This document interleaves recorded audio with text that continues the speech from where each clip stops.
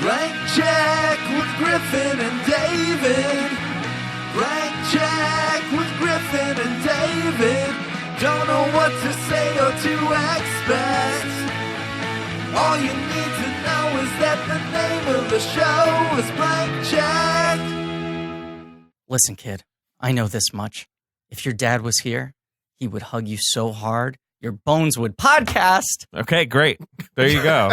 Now, first question, I'm going hard. Did you guys write that line? No. Wow. Here's my goal for this episode, okay? Find a line that pops? Like what? No.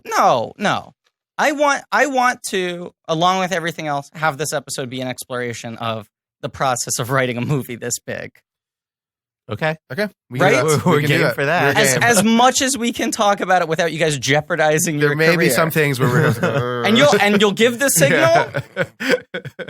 But we're happy to do that. And Ben is very good at cutting out. Okay, now Ben is pointing. He has a bell here. Cutout bell. Oh, this is a new thing that he's introducing as if I know what it is. We're not gonna ring a cutout bell, Ben. That's gonna be annoying. Now let's make it clear. There's a reason why Ben might forget that he hasn't introduced the cutout bell before. Benji, Dan, I'll introduce you properly in a second, but have you noticed you're just meeting producer Ben for the first time? This is our first time, but it's been good so far. He doesn't usually have this hat on. I'm wearing a detective hat. A classic Sherlock Holmes deer stalker. Folks, he actually is wearing a deer stalker. I'm going to take And a he picture of genuinely him. does have a look cut at it out Griffin, bell. Look at Griffin. Look at me. Griffin. Look at me. He doesn't remember who I am. So here's the thing. Producer Ben, a.k.a. Fart Detective Pika Ben, What? woke up this morning, doesn't remember anything. Why did I agree to this? Wait a second. Even though I'm not involved, I should have realized it would be annoying. But he's on the case.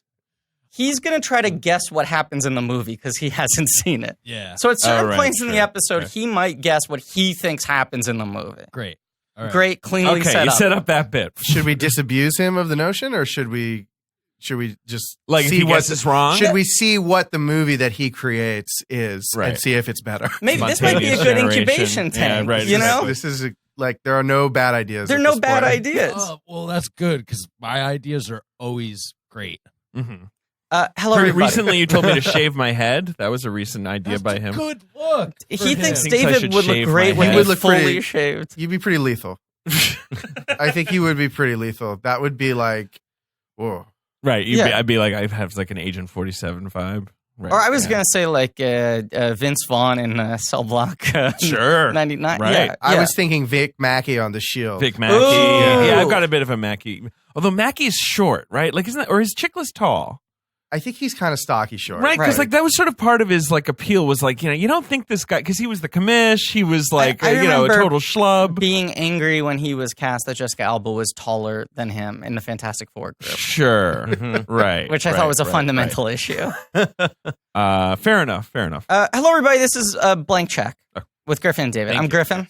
David, I'm David. It's a podcast usually about filmographies, directors who have massive success early on in their career and are given a series of blank checks to make whatever crazy passion project they want. Sometimes those checks clear, and sometimes they bounce pika pika. But you have been on the trail Mm-hmm. of a movie for the last 2 years. Sure, Pretty much since it's announced, with increasing excitement. Yes, Ange went through and found all of your tweets about this movie. I've got a lot. You Probably find them. This has been one of your most anticipated movies ever. I love Pokemon. You love Pokemon. So I'm a serious film critic, and I love Pokemon. So we put it on the books that we would do a special episode for this. Yeah. And then, lo and behold, a couple months ago, I make a startling connection. Two guys I know Sure. are, in fact, two of the writers on Pokemon Detective Pikachu. Pokemon, Detective Pikachu. Yeah. So who do we got in the studio today?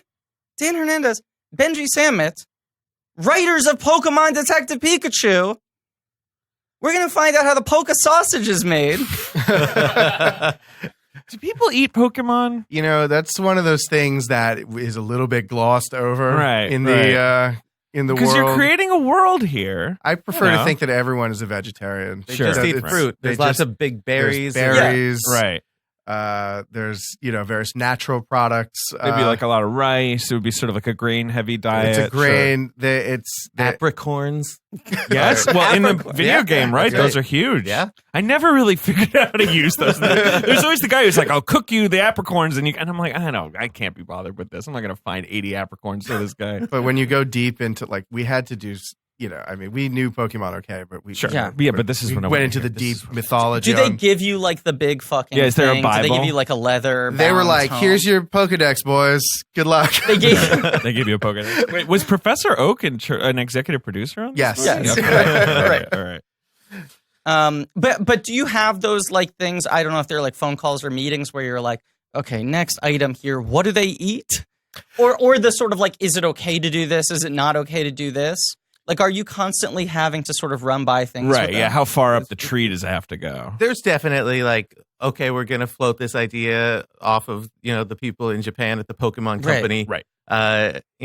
We had to write some emails explaining what we wanted to do. A few groveling emails. Waiting to see if we got the permission to do it. And, sometimes we would, and sometimes we would not. Right. Well, sorry, what were you going to say? No, it was an interesting... To their great credit, they really gave a shit. Sure. Like it They're wasn't not just like, who cares? It wasn't like, who cares? Yeah, do what you want. They were like, no. We have opinions not only about story elements, but the way that species of Pokemon would behave. Right. Uh-huh. It wasn't just like, do whatever you want. It would be like species individual. It would be like, no. Squirtle doesn't do that. Wow. What doesn't Squirtle do? Squirtles don't strategize. Interesting. Oh, Why so not? You couldn't have like a Squirtle as a plot point being Why wouldn't Squirtle strategize? Look, this has come straight from the top. Is it because they're babies? Is it that like baby Pokemon wouldn't like they're little? There were some, there were certain go with that. Yeah, I guess. Although was it for the Bulbasaur scene? Like it's like Bulbasaurs can be in a herd. That's cool. It was more like in the process of kind of like Benji. I really want to talk Pokemon. Let's get into it. We're going to go deep on this episode. Benji and I were responsible. One of the things that is really cool about what we got to do is we got to make a master list that was like, here are the Pokemon that we, pie in the sky way, would like to want to use. And that list was, there were 100 on that list. Maybe. Right. And then from that list, it got whittled down to however many it got whittled down to. And so with each of those, we would have to kind of explore the nuance of what we were allowed to do, what we weren't allowed to do, which evolutions we were allowed to use. And they were very accommodating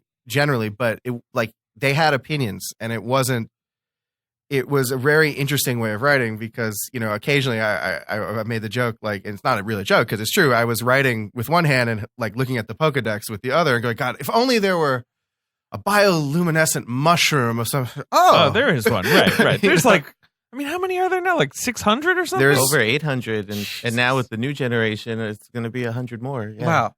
Have you guys kept up with it in every iteration? Like, what's your relationship with Pokemon throughout the years? Did you, like, when you got the job writing this, did you come back in and go, like, okay, I'm 400 behind. I got to fill in this gap? I would say there was a little bit of gap filling in. Yeah. I would need gap filling in. I'm not good on the later games. For sure. And we knew, some of the bigger Pokemon from the later games. Yeah. Like the fan favorites and things like that. But we did a deep dive on everything. We went through every single Pokemon, all their evolutions, their interactions, their powers, their, It was pretty intense. Well, I guess let's zoom out because, the first thing that David said to me when the movie ended, when the credits started, after just squealing at the Game Boy graphics. Yes, love the Game Boy graphics. Right. Credits. Yeah. And he turned to me and went, "This is crazy that this is what movies are now." I think I said movies are insane. Yeah, movies are insane now. Right. And he meant it in every possible sense. But that's the really weird thing about this movie, which is a thoroughly weird movie. It is. And I say this as a positive, but like so many times watching it, and you guys very generously helped us get in to see it early before, because we knew you were only going to be in for a limited window of time. We went to the premiere. We met Pikachu. Not bragging. Yeah, we did meet. A redacted bit. Yeah, I asked him who his guys were. You asked Pikachu who his guys David were. had a very Tupac-esque pose with Right. the giant Pikachu giant in Times inflatable Square. It was very all eyes on Yeah. me, which I appreciated. Which I'm pretty sure was just an inflatable Pikachu that I'm sure they always had, that they had then been like, can we get a giant hat and put it Right. on it? Like, it was not like the hat was part of the inflation. No, that inflatable Pikachu had just been backstage at Kiss Me Kate. It's been there for like the last 20 productions at that theater. Right. It was crazy because it was the middle of Times Square was the yellow carpet, Yes. which was and then the premiere was at the AMC Empire. 25, Right. where like one floor of this theater with 25 screens was just different screens. Yeah, they had it going in several screens. Right? Yeah. Yeah. It was intense. That was the theater that when I used to live in New York that I would go to just as a fan. Yeah, sure. So Yeah, of there course. was like a Right. weird symmetry Yeah. to having it at that theater. Yeah. And then also being reminded how ridiculously designed that theater is, It's- where it's it really labyrinth. it is like a labyrinthine nightmare. Because And- there's and that weird ridiculously- secret Right, escalator right. that goes to the Yeah. secret 2 screens Right. no one remembers. And they were sort of trying to separate the two things, like people who were trying to go to floors 1 through 5, 1, 3, 4, 5 versus floor 2, which Right. is just Detective Pikachu. So like the exit was weird. Yeah. This is all really exciting stuff for the Yeah, listeners. guys. the But AMC it was also Empire. it was just like having to walk through Times Square twice. It was a weird night for a weird movie. Right. But oh yes, so this is the point. This is the point. You guys aren't hired to adapt like Pokemon Red and Blue, right? Right. There's a clear thing that's just like, okay, Pokemon Go, there's this like revival. Everyone's reminded of how popular this thing is. It's been around for 20 years now. It's at the generational level where you can make like, a 4-quadrant movie around it. And then the announcement is it's Detective Pikachu. They've won the rights for a live action Pokemon movie, and it's Detective Pikachu. To which almost everyone said, what? Because that was a game that at this point had not been released anywhere other than Japan. We know because Yeah. when we were starting to write it, they're like, "Here's the translation of the video game script."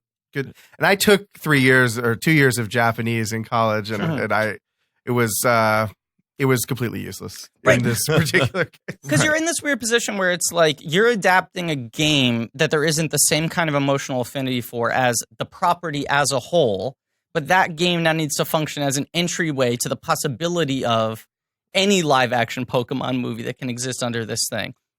And it's a fucking insane concept. Which is, what if It's one 4 Pikachu levels can deep. talk? You're starting 4 levels deep. That's what right, Dave where and I you- said to You're each starting other, with like right. you all know what Pokemon are. Right, You but- all know who Pikachu Right. is. You all like you keep going down, and then it's like so. Pikachu's a detective and he can talk. It would be like starting with Dr. Mario. Yes, Right. we're breaking 3 like sort of sacrosanct rules of Pokemon to start. That's what we're saying. We're like, if like Bumblebee is the first soft reboot of like the Michael Bay Transformers, this feels like it would be the 4th soft reboot. Right. And it's like you're starting there. And the other thing is like Pokemon is a nuanced concept. It's a messy concept with a lot of tendrils. And this movie just starts with the given that you just know all of it, which like we're like, yeah, this is what these movies should be now, because it's like this thing's been around for 20 years. Why are you going to see a Pokemon movie if you don't know what Pokemon is? We're not going to name other live action video game adaptations that might have had a recent negatively received trailer. I don't know what you're talking about. No idea what movie I could be talking. I could be talking about any. What if they rebrand movie. him as a detective? What if they're like, we got it, it's fine. Here's the detective hat, it's on him. You're satisfied now, right? We took the note. You don't like the design. He's constantly holding a magnifying glass now. The design is better now. His eyes look big. No, but like that feels like what Dave and I were saying was like how these IP movies, I feel like, especially video game movies or like adaptations of kid cartoons, used to be done through like the mid 2000s, which was like, well, someone acquires the property and then all the executives go like, but this is dorky shit. Yeah. This is weird. This is weird. This is weird. Have them be transplanted to like Oakland, California, right? And then, it's just them like trying to like save the school or something. Sure. Toe Jam and Earl are managing an apartment building. Right. Like that sort of concept of like you have to strip as much of the weird stuff away from it. Right. You put them in like a co-op, and this movie just like starts with all the weird shit as a given. But also what you guys were saying about like all the rules of what Pokemon can and can't do. there's like table setting in the first 10 minutes of the movie of just like, this is the ethical debate around Pokemon. Mm-hmm. Yeah. Sure. Which I always feel has been like the weird underbelly that's like never discussed in the property. And then this movie starts with like, this is a city established on the idea that Pokemon battling. Human relationships with Pokemon are maybe a little skewed, right? Yeah. Like Rhyme City is supposed to be like, oh no, we don't fight. We're all partners here. Right. Anyone can work, man or Pokemon. Even though Pokemon can't speak, somehow they can hold jobs. How do you do like an interview with a Pokemon? If you're gonna like hire them to like work at a coffee Like shop. a partner. They have like a familiar. I know. Yes. I get it.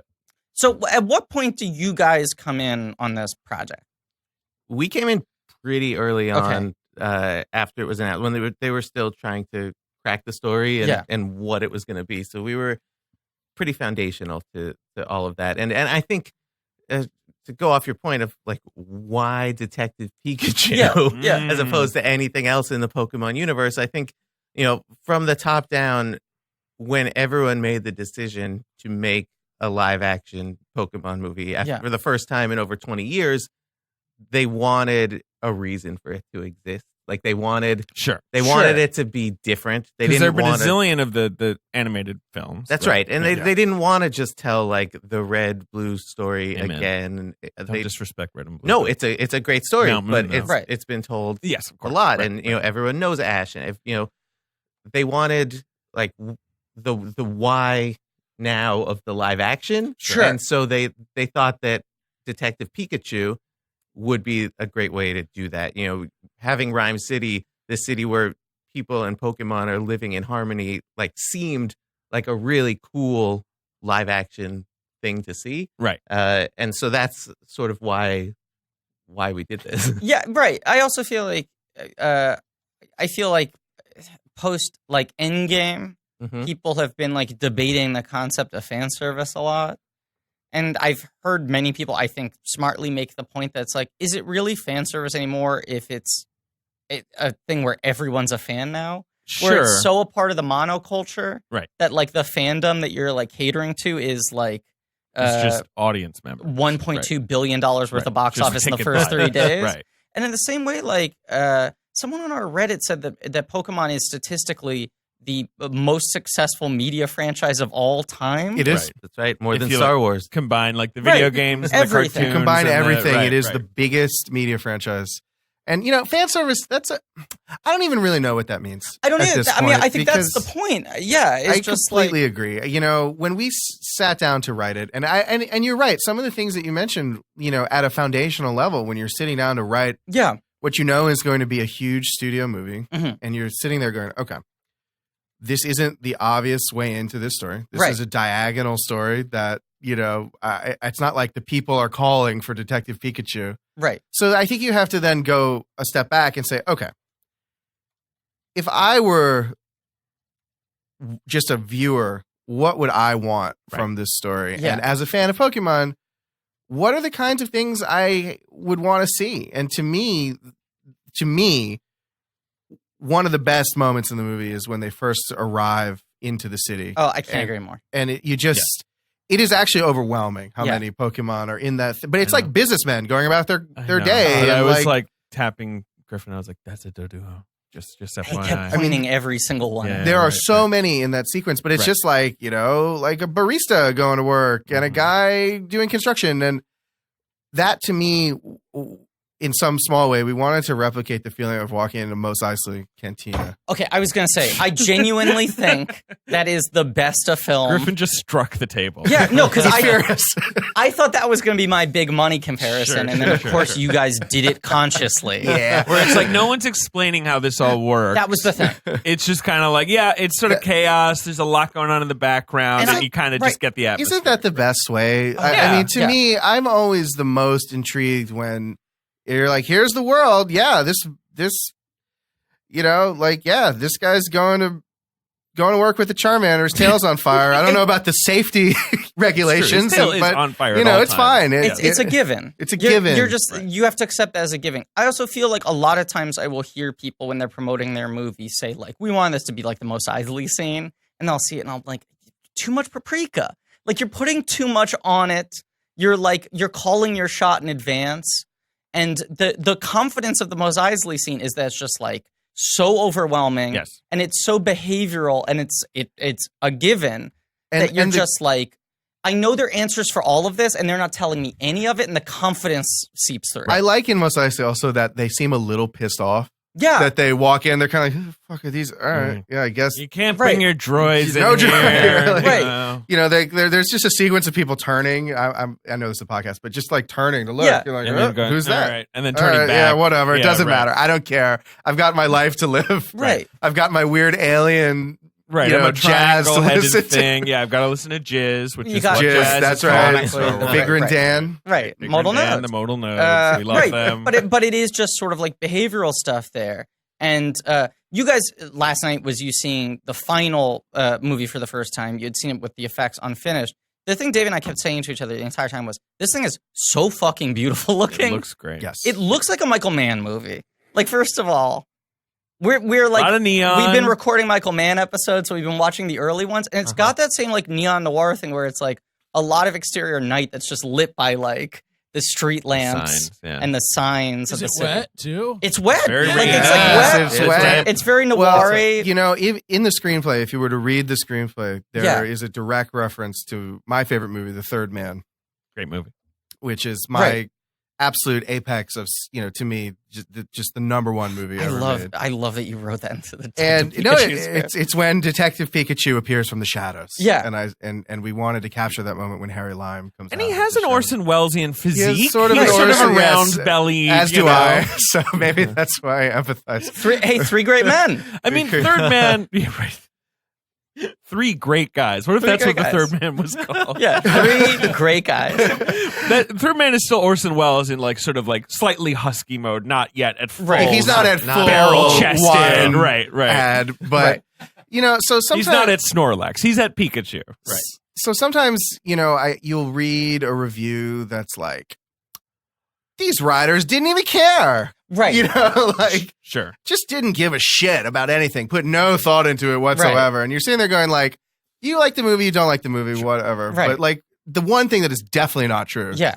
from, I would say 99.9% of writers is that we just didn't give a fuck. And we were like, yeah, It's whatever. just like a paycheck. yeah, whatever. I'm just going to pass that check. I got to go to, you know, like. Right. You just turned in a script that was like, I don't know, Pikachu has a hat or something. He Got a solves a hat. mystery. Is this okay? Yeah, it seems fine. Whatever. Who cares? You know, that's the kind of thing where I'm like, no, actually, like, you know, when they're on the train and there's a video, I was like, well, I really like the scene in Total. Benji and I were talking about. It felt very. We love the scene in Total Yes. Recall where Right. you know you sort of introduced to recall, and it's like Yeah. a kind of a weird concept that they very economically. Got a little intro video. Get It's that slightly right where you're like, is this on the Like, level? this is Yeah. weird. I don't Bill know. Nye. But it's at the same time, it's establishing very important sort of pipe and Yeah. narrative stuff, and so all of those decisions, like at a foundational level, at the kind of to go back to the beginning of what we were talking about, which is like these are all decisions and reference points that have to be kind of made pretty early on, Yeah. and then of course executed by the Sure. the director and the everyone visual like effects that. team and- But right. but those were all things that we really did put a considerable amount of thought into. I mean, don't you think, Benji? Like, Yeah, for sure. And yeah, I mean, the director, Rob Letterman, and, you know, the DP and the editor, like, they made it look so good. Shot on 35 that- millimeter. yeah, shot on film. And I think that's a big part of why it feels like the old Michael Mann movies. And like, Yeah. it feels real. David. Yep. Stop lying to yourself. I can't stop lying to myself. No one has time to go to the post office, really. Okay. I And guess you're I'm lying to busy. yourself when you think that you aren't. I don't have time for all that traffic and parking and lugging looking all my around mail. packages. It's a hassle. It's a real hassle. Well, what can I do? I'm just gonna keep lying to No, myself. no. Oh, okay. No. No. Hey, Okay. David, All right. tell the truth. Tell the truth. Okay. Tell the truth. Okay. Okay? Yeah. This is why you need stamps.com. Oh. It's one of the most popular time-saving tools for small businesses. Right. And no smaller business exists than David Sims Incorporated. Excuse me. Business is booming. And I have used stamps.com. I've got the scale. I've got everything. It brings all the amazing services of the U.S. Post Office right to your computer. Because we should mention you've become so drunk with the success of this podcast. Correct. You're such a money monster. I'm a money that monster. you've decided you're going to just start selling David Sims merchandise. You don't want that blank check merch money anymore. No. You have your own line of I need a direct line. David Sims formal wear. He contracted it with me. Yes. I'm making shirts for him. Yes. And I can use my computer to print official U.S. postage 24/7 for any letter, any package, any class of mail, anywhere I want to send it. Right. You just hand it to your mail carrier. You can drop it in a mailbox. It's that simple. We're talking $8,000 polo shirts with your face embroidered And on they them. are moving. They're, I may be lying to myself. At ones at a time. And with Stamps.com, you get 5 cents off every first-class stamp, and you get 40%, up to 40% off of priority mail. I mean, with you and the amount of capital that you've put into this line of clothing, those savings are going to make a difference. It's no wonder over 700,000 small businesses, half of which I run, use Stamps.com. David, it's a no-brainer. It saves you time and money, okay? Right, And let me just say this. I must read this. You're gonna call to action. I must call to action right Please, now. go ahead. Right now, my/our listeners are going to get a special offer. Sure. That includes a 4-week trial plus free postage and a digital scale without any long-term commitment. Did you like those sound effects I made, Ben? This is great, David. Wait, Just you go- did those? Just I thought Ben dropped them in post. Just go to Stamps.com, click on the microphone at the top of the homepage, and type in check. That's Stamps.com. It's that microphone. It's at the top of the homepage, and you enter check. This could take so long. What, so I have to write No, check? I have to no, you mail click it on to the them? Microphone, no, and you type in check. You get a 4-week trial plus free postage and a digital scale. Bye. And the other thing, there were a couple of things that stood out to me. I mean, one is like digital cinematography has come a very long way, but certain like shadows and certain like aspects of light, it still has a hard time capturing. In this movie, you have the like fucking third man thing where like when they're inside, the room is like lit by like the light peering through the slats of the window blinds, which might be like purple, you know, or white. There's the scene, I think, where Justice Smith and Catherine Newton meet for the first time. Yeah. And they're lit by, like, the flashing police On the staircase. lights. Yeah. Right. Yeah. They're, like, in the lobby of a building, but their faces keep on changing from, like, red to blue. Yeah. Yeah, it's very Blade Runner as well. But then the crazy thing is, anytime there's a Pokemon in the scene, it looks more tactile. And you're like, right, when you're putting digital effects into digital photography, a lot of times it brings out the artificiality It flattens more. everything. And when you're putting the filters of like filmic quality onto these CGI creations, they feel very like in the world. They also, it felt to me like watching it, like this feels like they're using CGI to make them look like slightly more expressive 90s like animatronics.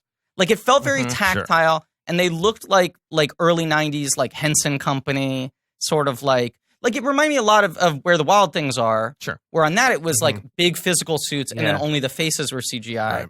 And this presumably was all CGI. Yeah. But the fur is must like have been a freaking nightmare to make this. Insane. I asked the editor last night, who's awesome. Yeah. And I said, you know, because it was the first time we had met in person. We had talked on Twitter a little bit. I said, so what was the most difficult sequence to edit? And he just looked at me. It's like all of them. He was like, every scene. Every scene was the most difficult scene to edit. Were you guys on set at all? We No. Where did it shoot? I don't in London. In London. Okay. Right. We were not on set because we were working a day on a TV show at the time. Okay. So we were. Because you guys worked on the Tick season? Yes, we worked on the critically beloved season 2 of the Tick. Amazon, what are you doing? What are you doing, Amazon? Come on, What are you Amazon. doing? What are you doing? The critically I ordered a beloved. bunch of light bulbs. Where are they? I know. Critically beloved would be 100% on Rotten Tomatoes if they had enough reviews. Oh, really? It doesn't have enough reviews. Fuck that. It's I such- think I don't want to say who, but maybe the network we're on did not submit it to enough critics for review. I did appreciate the reviewers that took the time to go and review it. Me though, too. you It know, felt like that. they really like fought it out. Yeah. But yes, a thing I know about you guys is that you certainly care a lot. Yes. And I feel like there are a lot of people in this industry who self-identify as like dorks or big fans, and then you meet them and they're like, you watched this once when you were like 12. Right. Yeah. You don't like really care. And you guys are like incredibly genuine in your enthusiasm and your like love for these things. Yes, we're nerds. You're like giant nerds. I mean, huge nerds. Because we were like DMing, we were both at, all three of us were at WonderCon in Anaheim. Yep. And we were like, when are we gonna like time to like buy toys and stuff? Yeah. Well, I had to go pick up my commissions from Artist Alley. Right. Like I was like press, and you guys were like trying to get in. We're like, is there any time we're all gonna be free to be able to like shop together? Yeah. And everyone else in like our groups, I'm sure you guys have the experience too. When you do these things, are just like, why would you go to the floor? Mm-hmm. Like everyone else we're doing press with is just like, this is not my world. Why it looks like a shit show out there, and we're like, yeah, but like Sergio Aragonés is out there. When am I gonna not? No, last time we were at Comic-Con, people were like, "Oh, what parties are you going to?" And we're like, "We're not going to any parties." Yeah. That's every Chris time. Claremont's over there. Yeah. He's going to sign X-Men 182 I for me. wish. You got an Aragonés commission? I do have a Gru the Wanderer. See, I genuinely, every time I hover around, because he's always at these conventions, I hover around his booth and I'm too starstruck to actually step up and do it. My advice, first of all, he's extremely generous. Seems nice. I stand there for 5 minutes watching him if they're going to these interact. things, they're probably ready to be nice. Yeah.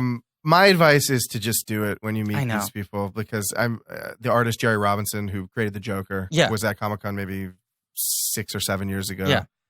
And a lot of people actually weren't aware of who he was. He just had a little booth at Artist Alley. And I said to my friends, and Benji, I was like, this is like a legend. We have to get the commission by this guy. And he passed away about a year later. Wow. And it was just, every time I look at this Batman that he drew for me, I'm like, I am so happy that I have this to commemorate this really important person. And I don't know.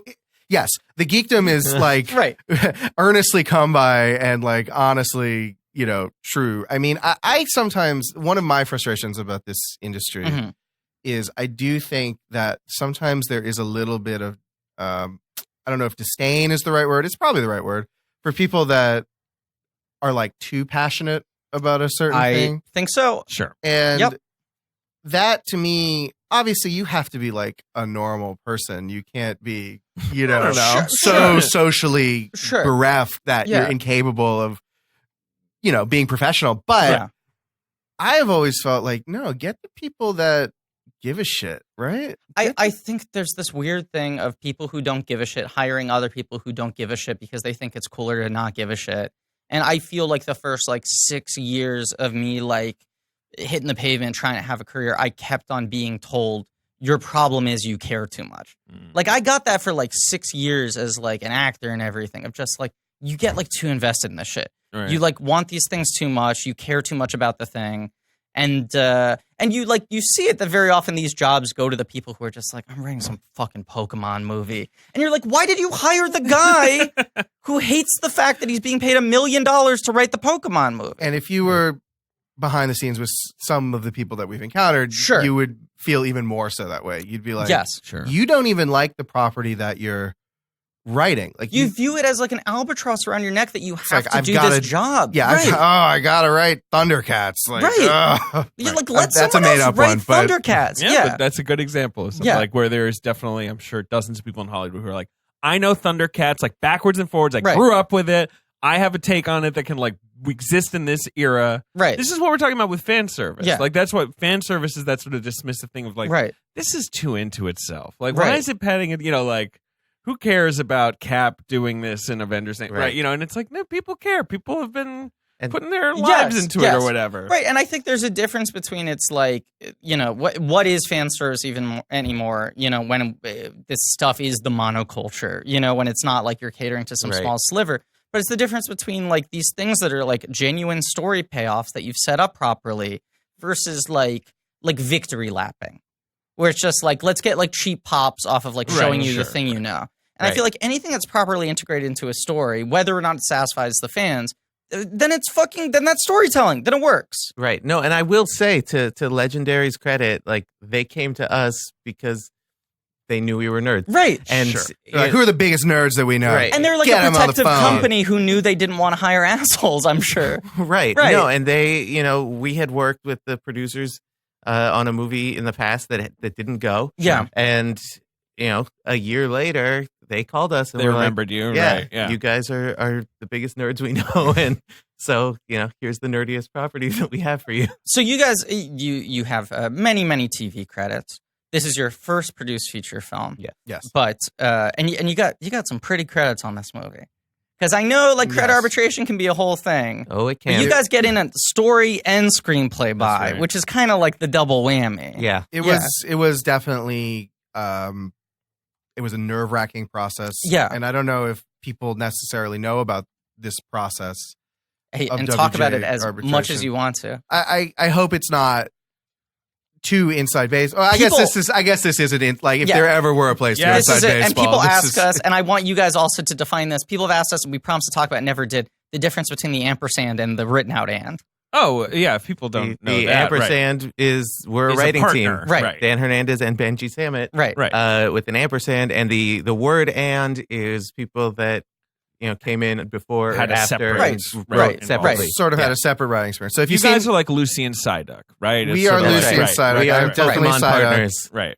Like you, Griffin, I have been accused of caring way too much Many times. A in my really life. fun thing to hear that doesn't make you want to jump off of a cliff. Right. Especially when discussing an artistic, creative enterprise. Like, Right. why do you care about this? You go to these meetings with people who Weirdo. are like, oh my God, I'm still so coked up from last night. Anyway, your problem is you care too much. And move to LA already. And you're Sorry, like, sorry, I want it to be good, guys. Yeah. Well, that's why on literally day one that we started working on this movie, we came in and said the number 2 Pokemon in this movie is going to be Psyduck because Right, of course. that is yes. I mean Dan especially Right. has Well, I always just- related to I relate to Psyduck. Yeah. I He love has Psyduck. headaches, he's anxious. I don't know if you guys have ever gone into something awful forums. Like I don't know why you would have, but like they used him as like Yes, an emoji, yes. Right. He was a big sort of a like feel. a big right. Yeah. Yeah. So it just to me so those were the kind of decisions that we personally made early on. Yeah. That I think I'm the most proud of some of those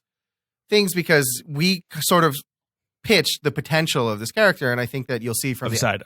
of Psyduck, from the advertising and from the Yeah. trailers and the response. Like They're confident. He's the breakout character. he's the breakout character, but we sort of said at that initial meeting, we think he can be the breakout character. Obviously, Pikachu is going to be, beloved, but Right. so,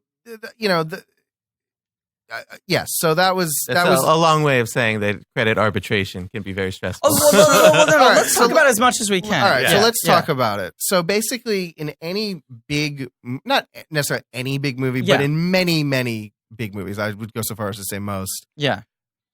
The credits that you see on the screen don't necessarily, in fact, do not represent the amount of writers who worked Yes. on the Especially screen. a project like this, like a sort of big especially in a studio project. A studio film like this. this usually has tens of writers. Right. Tens of writers. Right. So you'll see, but because of Writers Guild of America rules, on the screenplay credit, there can be up to 3 entities. So Mhm. Benji and I count as one entity. Sure. So you can have 3 entities for that and 2 entities for the story Mhm. credit. Right. And there's some different. Benji has like a masterful command of this sort of the nuance. Can you say the difference between story and screenplay? Or like, Yeah, what is the difference between story and screenplay? Is it sort of created elements versus dialogue and scenes? Yeah, I mean, the screenplay is. I mean, I think the actual things that they base it off of are, dialogue Mhm. contributes to screenplay, the unique scene structure, Sure. structure within the scenes. Mhm.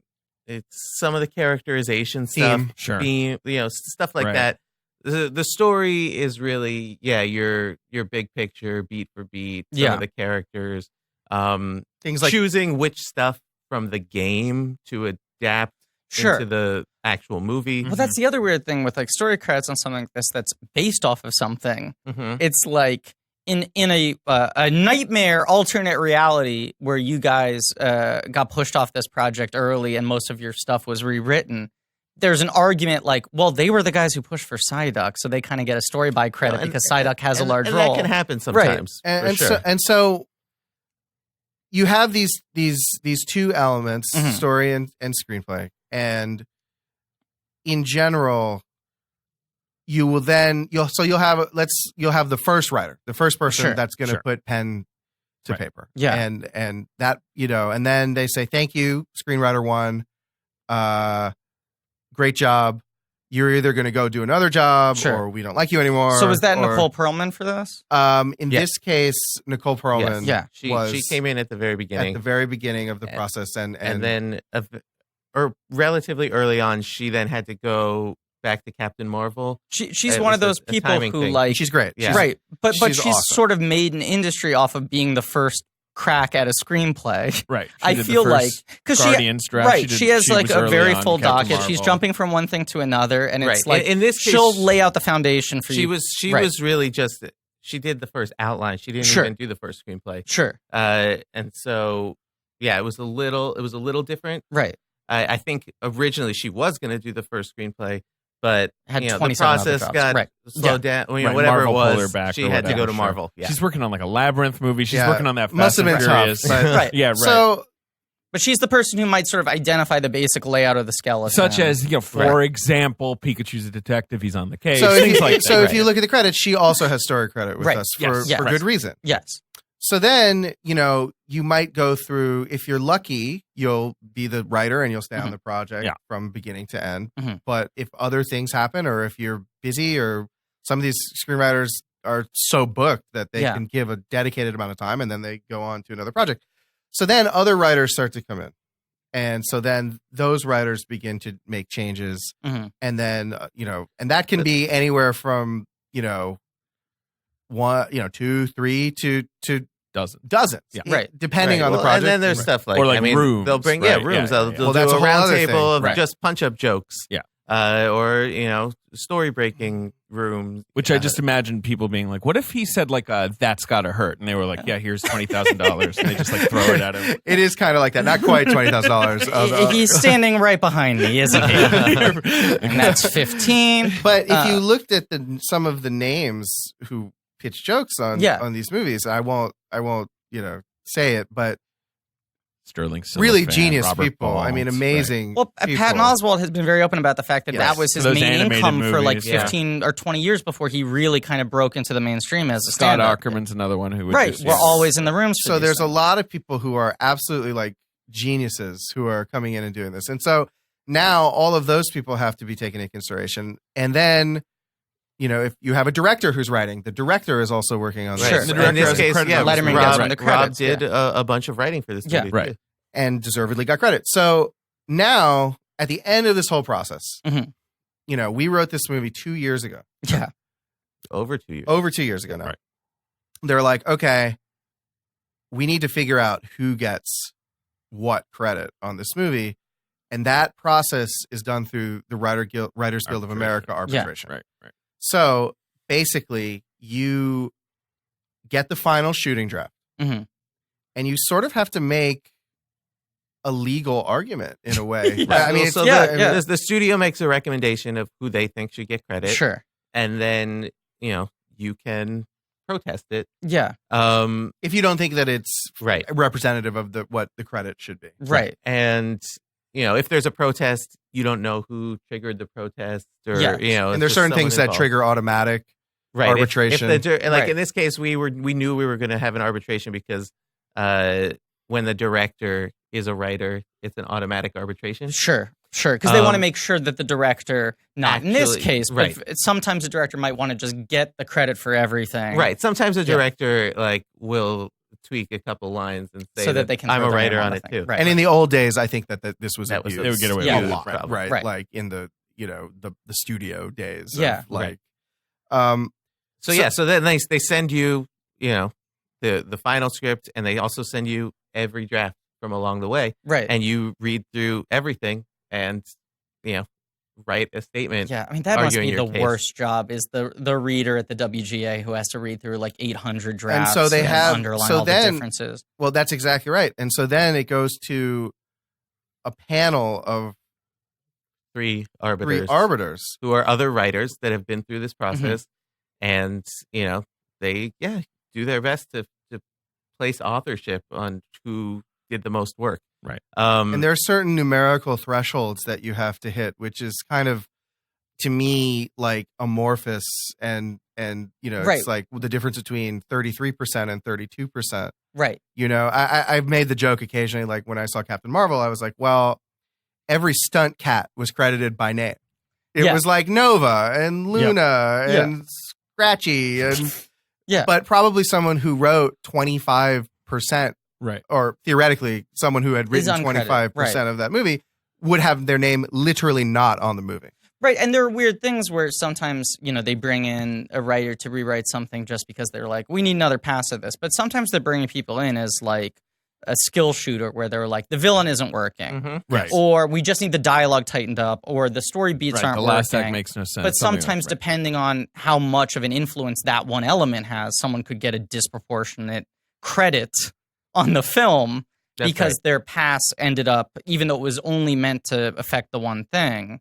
Yeah. So you have all of these different factors, and then ultimately they make a determination, and that determination is what you see on the movie. In our case, we felt very happy that we got the first position on the screenplay and the story because we felt like we were there at the beginning of this process, and for better or worse, if you like the movie, that's very much on us, and if you hated it, that's on us too. But you guys put a lot of the meat on those bones. I would say, I mean, I think. The process worked. The arbitration, in my opinion, was fair and gave credit to the right people.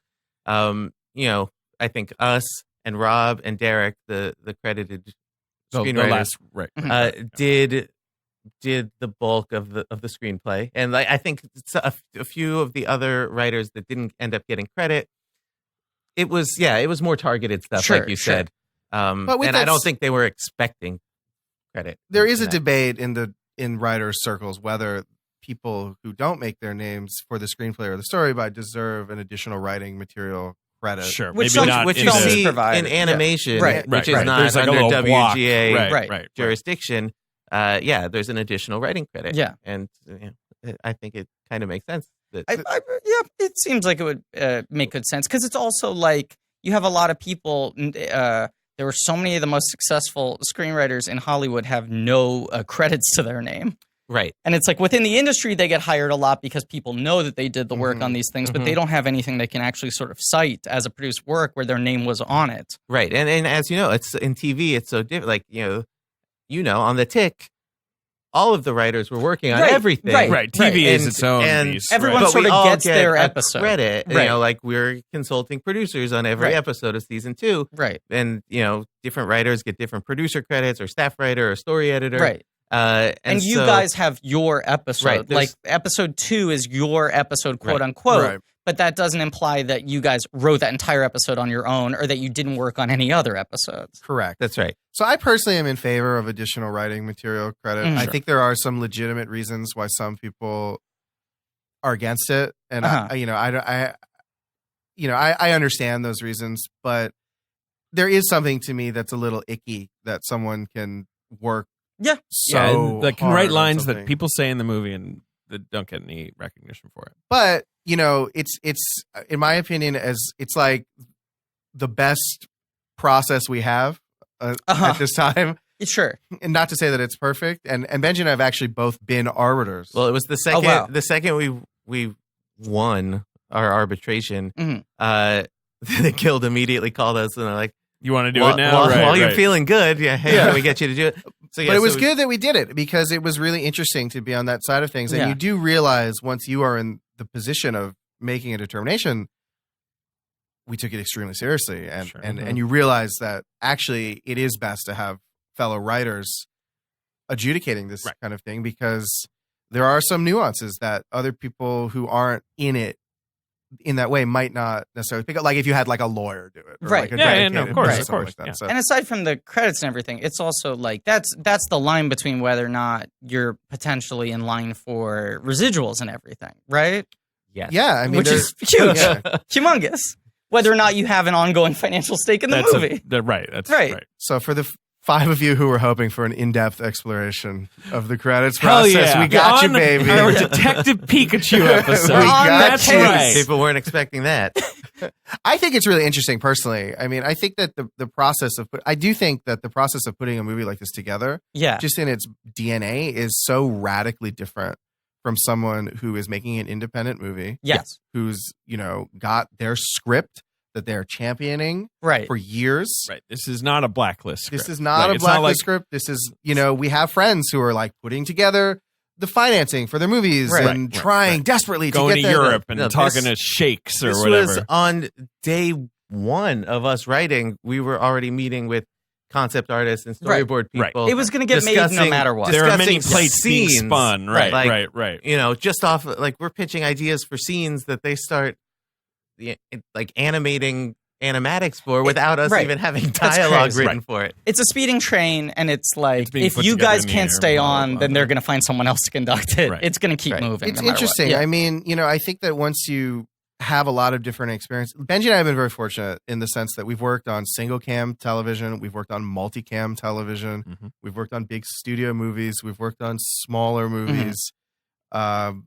we've had animated scripts, so we've been fortunate to get to play in a lot of different realms. And you do realize that while the skills are very similar and can be, certain things are applicable to everything, there are nuances to each of those things that are you have to kind of learn the intricacies of them in order to, I think, be successful. David? Yeah.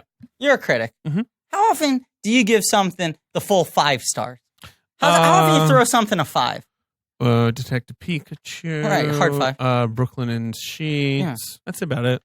Let me ask you this question as well. When you take a rideshare app, do you write a whole fucking review where you're like, oh, it started out kind of intriguing, but it fails to pay off in the last the drop off? I don't know, not really. You give them 5 stars? Yeah. Always? No. You make them earn it, right? Yeah, I do. I'm saying 5 stars means something in this day and age. Sure, you could have set that up with me beforehand.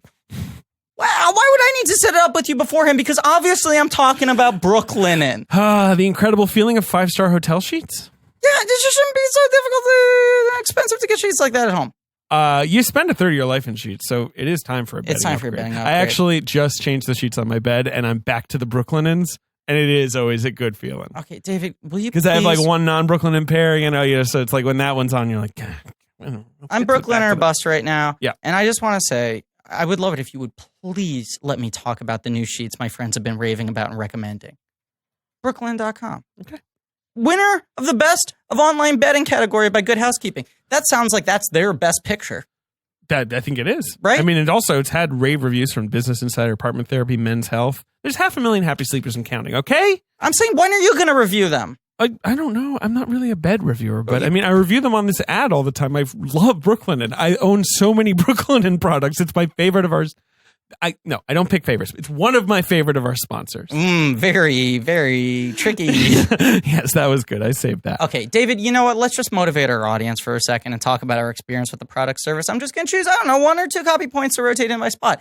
Brooklyn was founded in early 2014 by husband and wife, Vicky and Rich Fulop, and I love. Sure. Their mission? Give them 5 stars. Hotel quality sheets, more affordable, easy to order.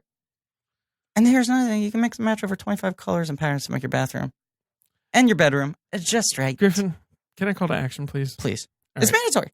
My Brooklyn sheets are the best, most comfortable sheets I've ever slept on, and now it's time for your upgrade. So Brooklyn.com has an exclusive offer for just our listeners. You can get 10% off your first order and free shipping when you use promo code CHECK at brooklinen.com. And you know what? The free shipping makes a big difference here. Because these are high thread count sheets. They're heavy. You know what I'm saying? The shipping on these would cost a lot. Sure. That's why we're throwing you a little code. Brooklyn is so confident in their product, and all their sheets, comforters, and towels come with a lifetime warranty. But the only way to get 10% off your first order and free shipping is to use promo code CHECK at brooklinen.com. That's BROOKLINEN.com, promo code CHECK. Brooklinen. These really are the best sheets ever. We all own Brooklyn sheets, and we love them. Brooklyn boys. So you guys know, here's the Pokemon universe is being given to you as a given, which is maybe 80% of the world building. Yeah. I mean, certainly the setting, the universe your film's taking place in, the majority of the supporting cast, that stuff's being passed over to you, and it's you have to pick which elements you have to sort of curate from here. And then there's the video game, which in terms of it's not a very straight adaptation of the video game. It's the Pikachu can talk, he's a detective, it's a mystery. partnership with a human. But the video game is set in Rhyme City. Correct? Yeah, it's set in Rhyme Okay. City. And it's the same thing of like People are out with their Pokemon. Are out with their Pokemon.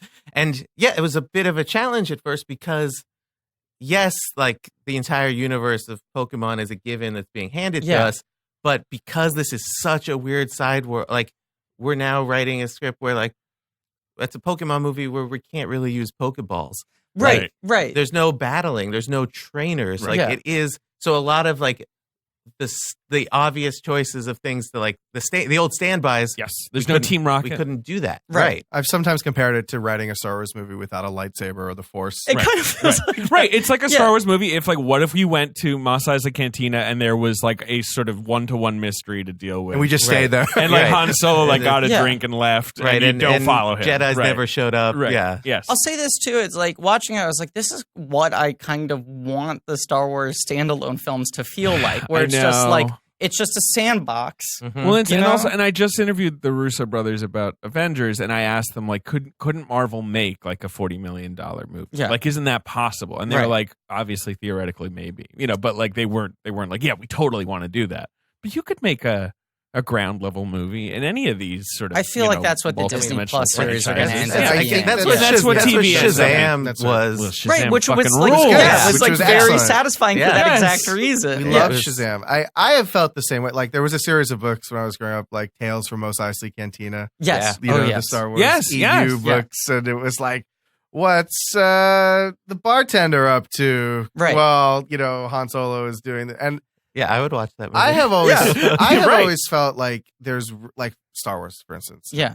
It does seem like there's room in the Star Wars universe to just have like a horror movie, Oh, the Star right. Wars horror movie, or 100%. the Star Wars crime movie, Right. like what and I don't know if you guys remember, but do you remember like before Disney bought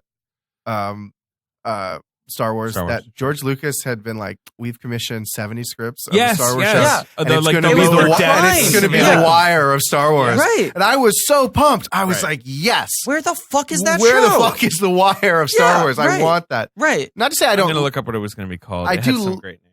I do love. I mean, as a fan, like I'm in on it. I'm going to see it. I love Right. everything, but it does sometimes feel like there is room within some of these bigger franchises to like kind of do something a little weird. Right. Sometimes It is incredibly weird though that this is the starting point for Yes. like the live action iteration, and you go like, okay, so you're not making a red and blue movie, you're not adapting the Ash story again. Mhm. Then like the B or the C would be like you have to make a new emotional story about a Pokemon trainer, Well- and then you guys move to like 27, like you moved off of the alphabet and into numbers. Well, so what we tried to do, since we couldn't do Pokeballs Right. or trainers or any of that stuff, we thought about like, well, what is something from the Pokemon universe that we can carry over? Yeah. And what we focused in on was the concept of evolution, which Which I think is really smart. which is Yeah. Right. that's inherent to Part of Pokemon. Pokemon world. And so we wanted to write something about like what does it mean to evolve? Like not just a Pokemon evolving, but can people evolve? Can Yeah. our relationships evolve? So that was sort of our day one starting point Right. that we worked off of. But that also brings in the whole interesting thing about the movie. Like when I was like fucking 20 and dumb, I like stayed up until like 6 o'clock in the morning with As my opposed to friend now when you're John. 30 and done. Now I'm 30 and done, Too right? long. But I stayed up until like 6 o'clock in the morning with my friend John writing a fucking Pokemon pitch. Uh-huh. That was like our fucking insane, edgy, violent Pokemon pitch. Okay, that sounds was awful. it. Was yes, I'm You sure should it have gone was. to jail. I was arrested. I was Go to jail. arrested briefly. But it was the Pokemon like snap and they turn against the humans and then it becomes like a zombie movie with the Pokemon. Because I was so I'm obsessed. mad at you for even writing this pitch. I was 20. Okay, I think it's fine. great. No, when I was in sucks. college, I would get drunk and write Star Trek erotica. It was like that. It was Just- like that. right. Not in earnest, but like my friends would provoke me and be like, "Come on, do it." Right. Okay. Right, because I was so fascinated by like the weird like underbelly of like the Pokemon franchise never talks about how this is kind of a weird abusive relationship between the humans and the Pokemon. Sometimes the games would, but then it would always be a villain who was saying Right. these things, and it would turn out he had like some ulterior motive, and Right. you sort of forget about it. But this movie from the get-go, like even in what you're talking about, the relationship with evolution, it's like this uneasy thing between the humans and the Pokemon where it's like they have this dominance, but the humans also sort of like feel like insignificant next to the Pokemon because they have the ability to grow in this way. And in that like Verhoeven like back a train video, you explain the thing of how like throughout history you see the hieroglyphics, where it's like humans have had this weird like transactional like using their powers relationship, Zatu or whatever it's called in the Egyptian cave painting. And people are trying to find the Mew bones because they're like that's probably the key to this whole thing. It was Mew bones. Mew bones. Yeah. Shit. I love bones. Pokebones. Pokebones. Damn. Ancient Pokebones. Oh Right. shit. Dusty ass bones. The progenitor bones. So yeah, I mean that was something that we sort of had to make some decisions about as screenwriters. And what we settled on, which I actually think is one of the best parts of the movie, is this idea that the Pokemon have an emotional understanding of of their partner. And that always felt kind of true to. It has to be right or wrong. I do feel that I have that with my dog. Right. I feel that my dog has an innate understanding of like. Yes, and sometimes dogs don't obey you, as Pokemon won't obey you if they don't respect you. I think it goes, it's like that, but even further in all the Pokemon anime and games. And stuff. It's like there is a communication between trainers and their Pokemon. Right. And we just wanted to explore that and take it further. And make it a little bit more explicit that there is actually, while you are choosing a Pokemon, that they also have to choose you. Right. Which I think is something that's a line you have in that opening sort of scene where Justice Smith is hunting a Cubone. Not hunting, wrong word. Right. Chasing a Cubone. Yeah. And you just have that line. It's sort of a tossed off line, but it kind of settles a lot of the weird questions of the whole relationship. But you have the Pokeball, you have them in the field. Like you kind of hit like some of the familiar beats of like, this is the live action Game Boy adaptation. Wandering in your in the mind. grass. Yeah. Right. I don't know if you guys know this. I auditioned for that role. He did. He auditioned for the Karen Sony role. Right. Who gets 90% of the roles I audition for. Deservedly so. He's very good. He's a very good actor. But the sides that I got, because I showed this to David because I wanted to make David proud that I'd gotten a Detective Pikachu audition. The sides for this audition, they tried to like rewrite them, disguise them so that you wouldn't know that it was a Pokemon audition. So they changed it all to dog-related nouns. Yeah, Pokemon were called pooches. Yeah. In this, so in funny. And instead of Pokeball, it was baseball. Yes. You have to throw a baseball at the pooch. Actually, the truth is out now, I guess. We actually wrote pooches. What? First. Yes. We wrote Detective Pooch. You wrote Detective Pooch? We had a pooch pitch, and this was all grafted on after the fact. And they were like, this could very quickly become a Pokemon script. I don't know if you guys know. Would you guys be never comfortable heard of with it. that? And we were like, I'm don't know what that is. Not familiar. Yeah, you wrote this script about asshole kids throwing baseballs at dogs. Maybe this could become... That was the other thing. The implication was so weird because it was like, look at that dog out there in the field. Here, throw a baseball at it. I think the thing that you guys do not touch on that would be the hardest for any movie to touch on is the fact that in the game, you can just put like hundreds of Pokemon into a computer and never think about them again. I don't know what that life is like for a Pokemon. You know, it's fine when you have your team and you're walking around, but then when you're just catching things, put them in the computer. Whatever. I don't care. I never want to think about them. I got another Rattata. And the ball logic is like tough. Like it's like fun to watch the one ball scene at the beginning, but then I'm like, I'm glad we're spinning this movie away from the balls. Right, because I just start to go like, is it like I Dream of Jeannie? Like we cut inside? Are they like lounging on a couch? I actually think there's a lot of interesting stuff to be done with that. So I sort of, we'll see if that gets explored in the future in some way. But that, I mean... Yeah, no, I mean, I personally like to think that there is something luxurious inside there. Sure, like a couch. That it's like the TARDIS, it's huge inside. Right. And they live happy lives.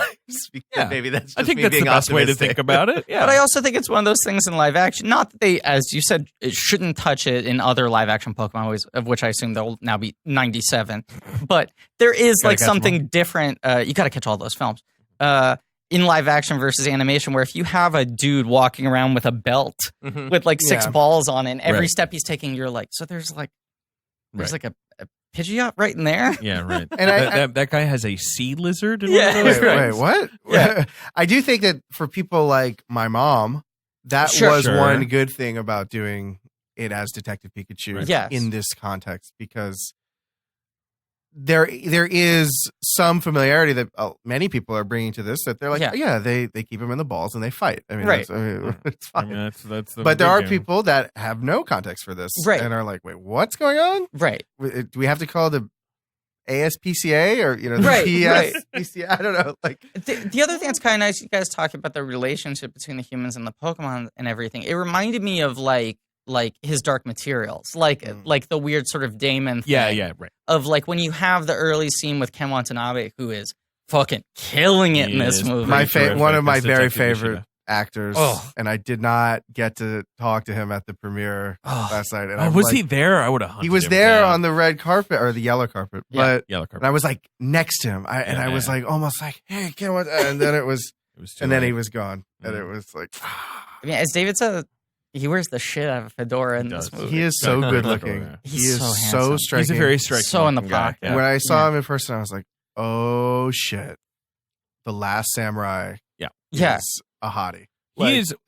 I mean, he's very good in almost anything he does. Mhm. You know, he was on stage in The King and I. Got a Tony and I. Like he can do anything. But in Last Samurai, that he like so thoroughly embarrasses Tom Cruise on screen, where he's like, here is a charismatic performance. I love Tom Cruise. What are you talking Last about? Samurai is not his strongest performance, in my opinion. No. But like that scene where Ken Watanabe is like doing a play for people in The Last Samurai. Yes, right And- before the ninja Right before- attack. exactly. Yeah. And he's like, you're like, oh my God, this guy is like face meltingly charismatic. Can I You going to defend Tommy? defend Tommy Sake! for 1 second? Remember when he's like hammering on the floor? There's a moment in that same sequence, Yes. where at the end of it, and I think it's beautifully shot. I love the way It's a that good-looking movie. part is. That whole movie is shot beautifully, and there's a scene at the end of the ninja attack where Ken Watanabe and Tom Cruise are standing back to back Hell yeah. at the end, and they're just like in the midst of like battle fury, Right. and they kind of look at each other and they understand. They're into it all of a sudden, they right. understand each other. Hey. That is some good face acting from Tom Cruise. That is right. that's some fine He's a great face acting. actor. He's a great face actor. I mean, I want to rewatch the movie anyway. It's been too long. I'll come back for that one. Please let me come back for that one because I have studied for our that movie. Zwick series. Yeah. For the Zwick. Yes, I will come back for the Zwick. series. I just like in that scene the dynamic of like here's this like conversation happening between two humans, and then every once in a while you cut out to like a two shot, Yeah. right? And you're like, and he's like kind of mirroring, like Yeah. emotionally. Yes. Well, the Snubble is like he's like a I don't know, like a German Shepherd or something, right? Like Right. how a cop might have Yeah. like an animal that is sort of like almost his little tough guy. But because they're otherworldly, there is that thing of just like, with dogs where like, do they get, like, I want to believe my dog, like, and I are on the same level, Right. but they don't have the same sort of facial expressiveness to know that they totally get what's going on. And the Pokemon in this, you're like, you can tell which Pokemon get it and which ones don't. You can tell which ones are Yes. keyed in and which ones aren't. Which ones are kind of like wild and which ones are Like sort of those more Apons. sophisticated. They're wild. This is another thing I loved was just like anytime you have these sort of scenes of the city. I mean, especially that the first scene where he gets off Yeah. the train. But like, I feel like movies like this, they get so drunk with the potential of like we can do anything that it just becomes like fucking noise. And watching this, there's like a weird amount of restraint in how the Pokemon are animated, where some of them are just like sitting on a bench. Yeah. There's when he checks into, or where is it? When he At his dad's apartment. his dad's apartment, Yeah. right? And there's the one against the glass, and Yeah, it's barely yeah. moving, Yeah. and it's The like lizardy one. they're animating these things like they could be practical. Yep. They're not over animating them because they can, Right. And so you just have these little things where just like the flicking of like eyelids, Yeah, or no, like a it- little muscle spasm. I think is like, the guiding principle from Rob at the very beginning was just like, let's make it real. Yeah, Let's make it real. And yeah, so it's not like overly flashy or silly or like what is the thing that this Pokemon would be doing to like appeal to little kids the most. Like it's Right. just no, this if there was really a lizard Pokemon, it would probably just be stuck to a window like that. It feels like it's a given, and it makes it like kind of, I would imagine, a slightly easier buy-in for people who aren't like invested in Pokemon, because the movie just treats it like this is just like a thing and you got to roll with it. Yeah. Sure. But then also Mewtwo is in this movie. Right. Which is like something and it where opens it's like, with Mewtwo. Exactly. We're like, this is more like deeper lore. Like you should maybe know what we're talking about to understand this. But I feel like that's bolder. That's a little riskier. Right. Like, I don't know. I mean, it was, Mewtwo was one of the harder elements to balance when writing it, and I think that was something that everyone worked on throughout the entire process of the movie, because it does require a little bit of deeper lore, and it does require an understanding that there are like, I don't know, tiers of Pokemon that it's like, yeah. Well, this one is. There's a lot of Pikachus out there. There's only one Mewtwo. Right. There's only one Mewtwo. It's sort of. It's man-made. It's more powerful than anyone else. Right. Like, it's kind of a person. It can like talk. Right. Yeah. It's powers. It makes smoke monsters. Yeah. Right. And the smoke monsters get real big, and they fight for the Mewtwo. Right. That's the power. No. What is that? Oh, I was just guessing. You just guessed. It's just like a psychic Pokemon. You can like terrorize your brain and shit like that. Yeah. I will say there is a lot of terrorize your brain like Freddy Krueger. Sure. Yeah. There is. Go for it. There is a lot of gas in this movie, Ben. Gas? Little vials of purple gas. Yeah, they kind of charge you up. Interesting. There's like an evil drug on the streets. Potions? Yeah. There's potions. Yes. Yeah. Potions. Like weaponized potions. Love a good potion. Rita Ora plays a scientist. Uh-huh. I'm trying to think what else is going on in this one. David, I don't know if you heard the news. Start spreading it.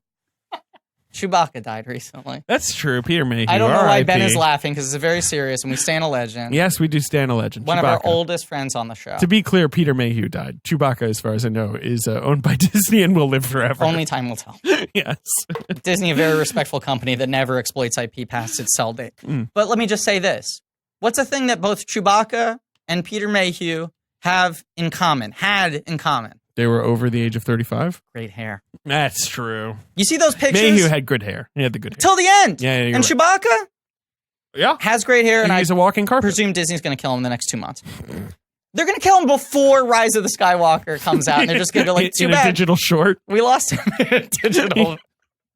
They're going to kill Chewbacca in an SNL digital short.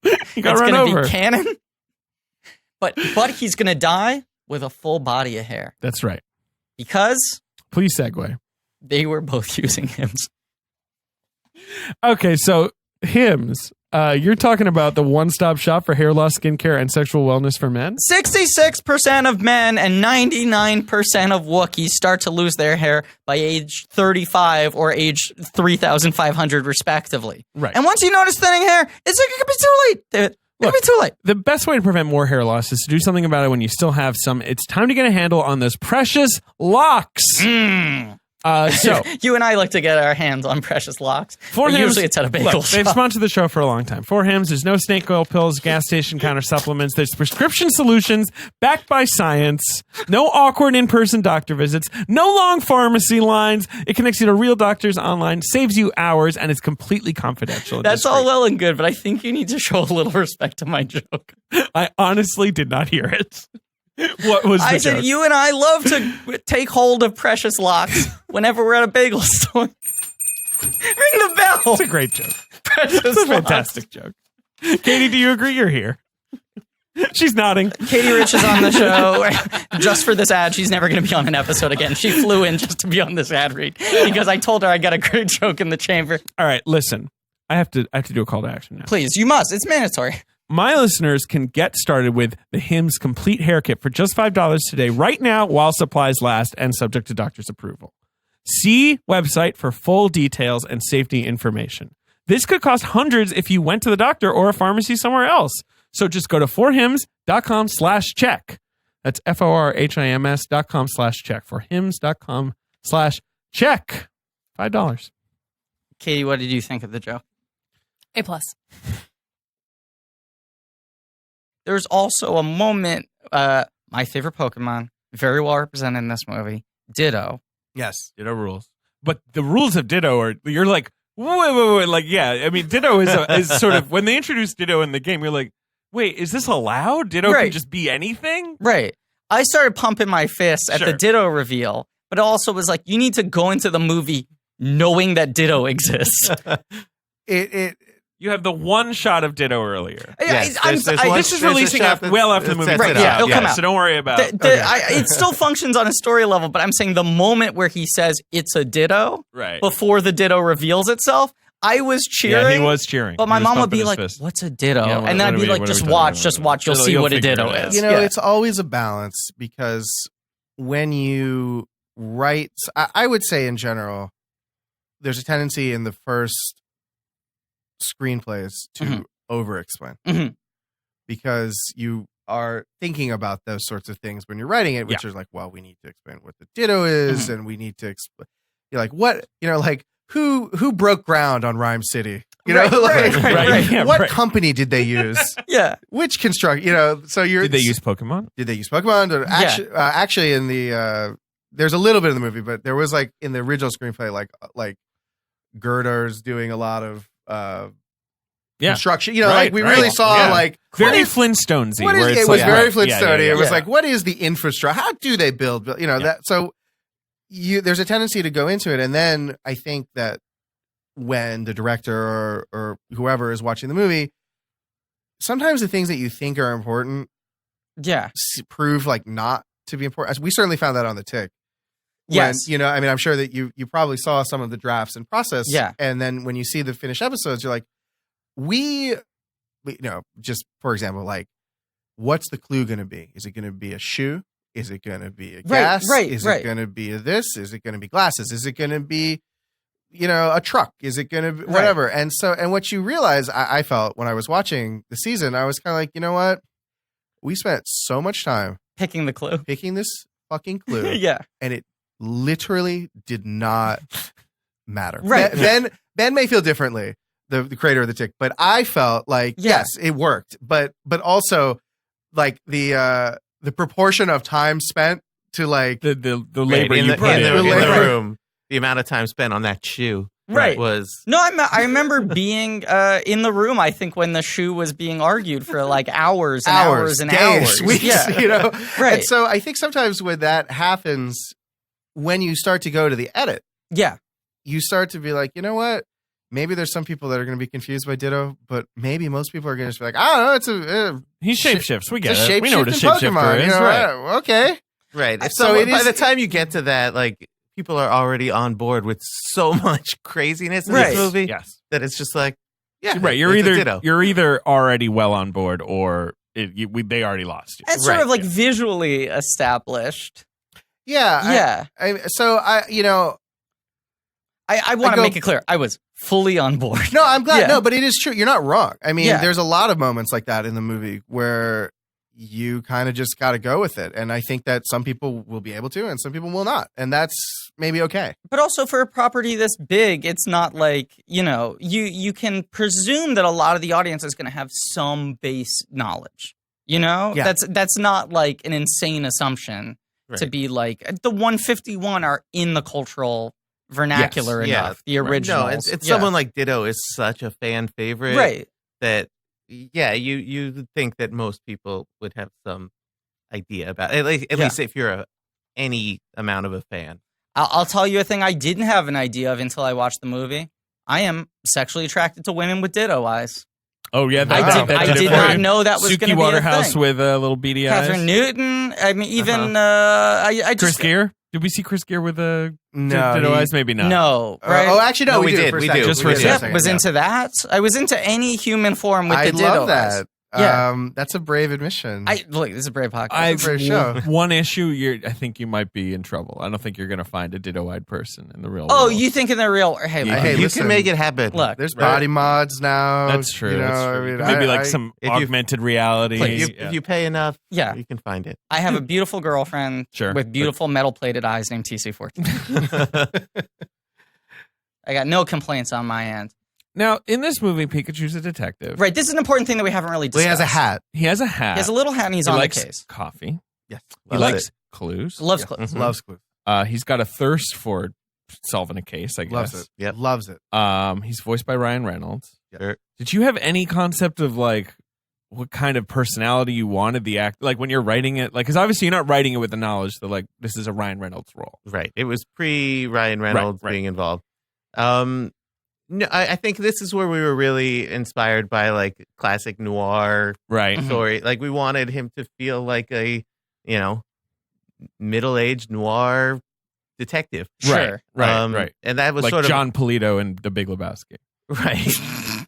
That was your specific. That was like a super deep cut. I just think about him.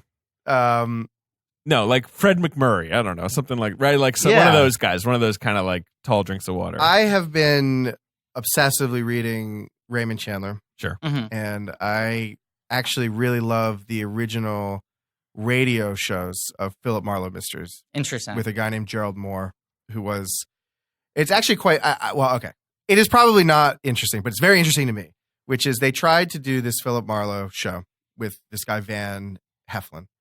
And they did the pilot episode. So they did pilots of radio shows. And the episode is called Red Wind.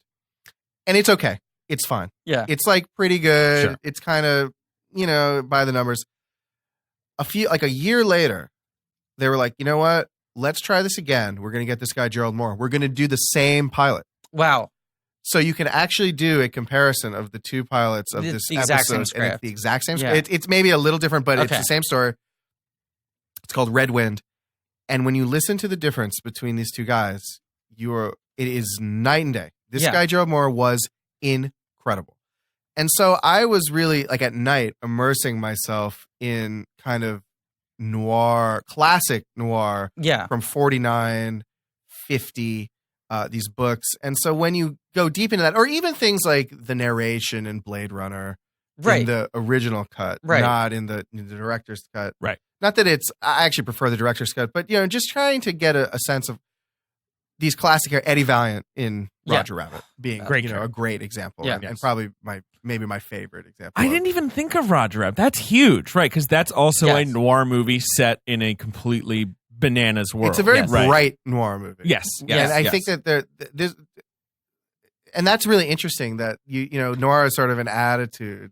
It is in some ways. Right. And so Eddie Valiant, and there are few PG noir films, which this proudly wears.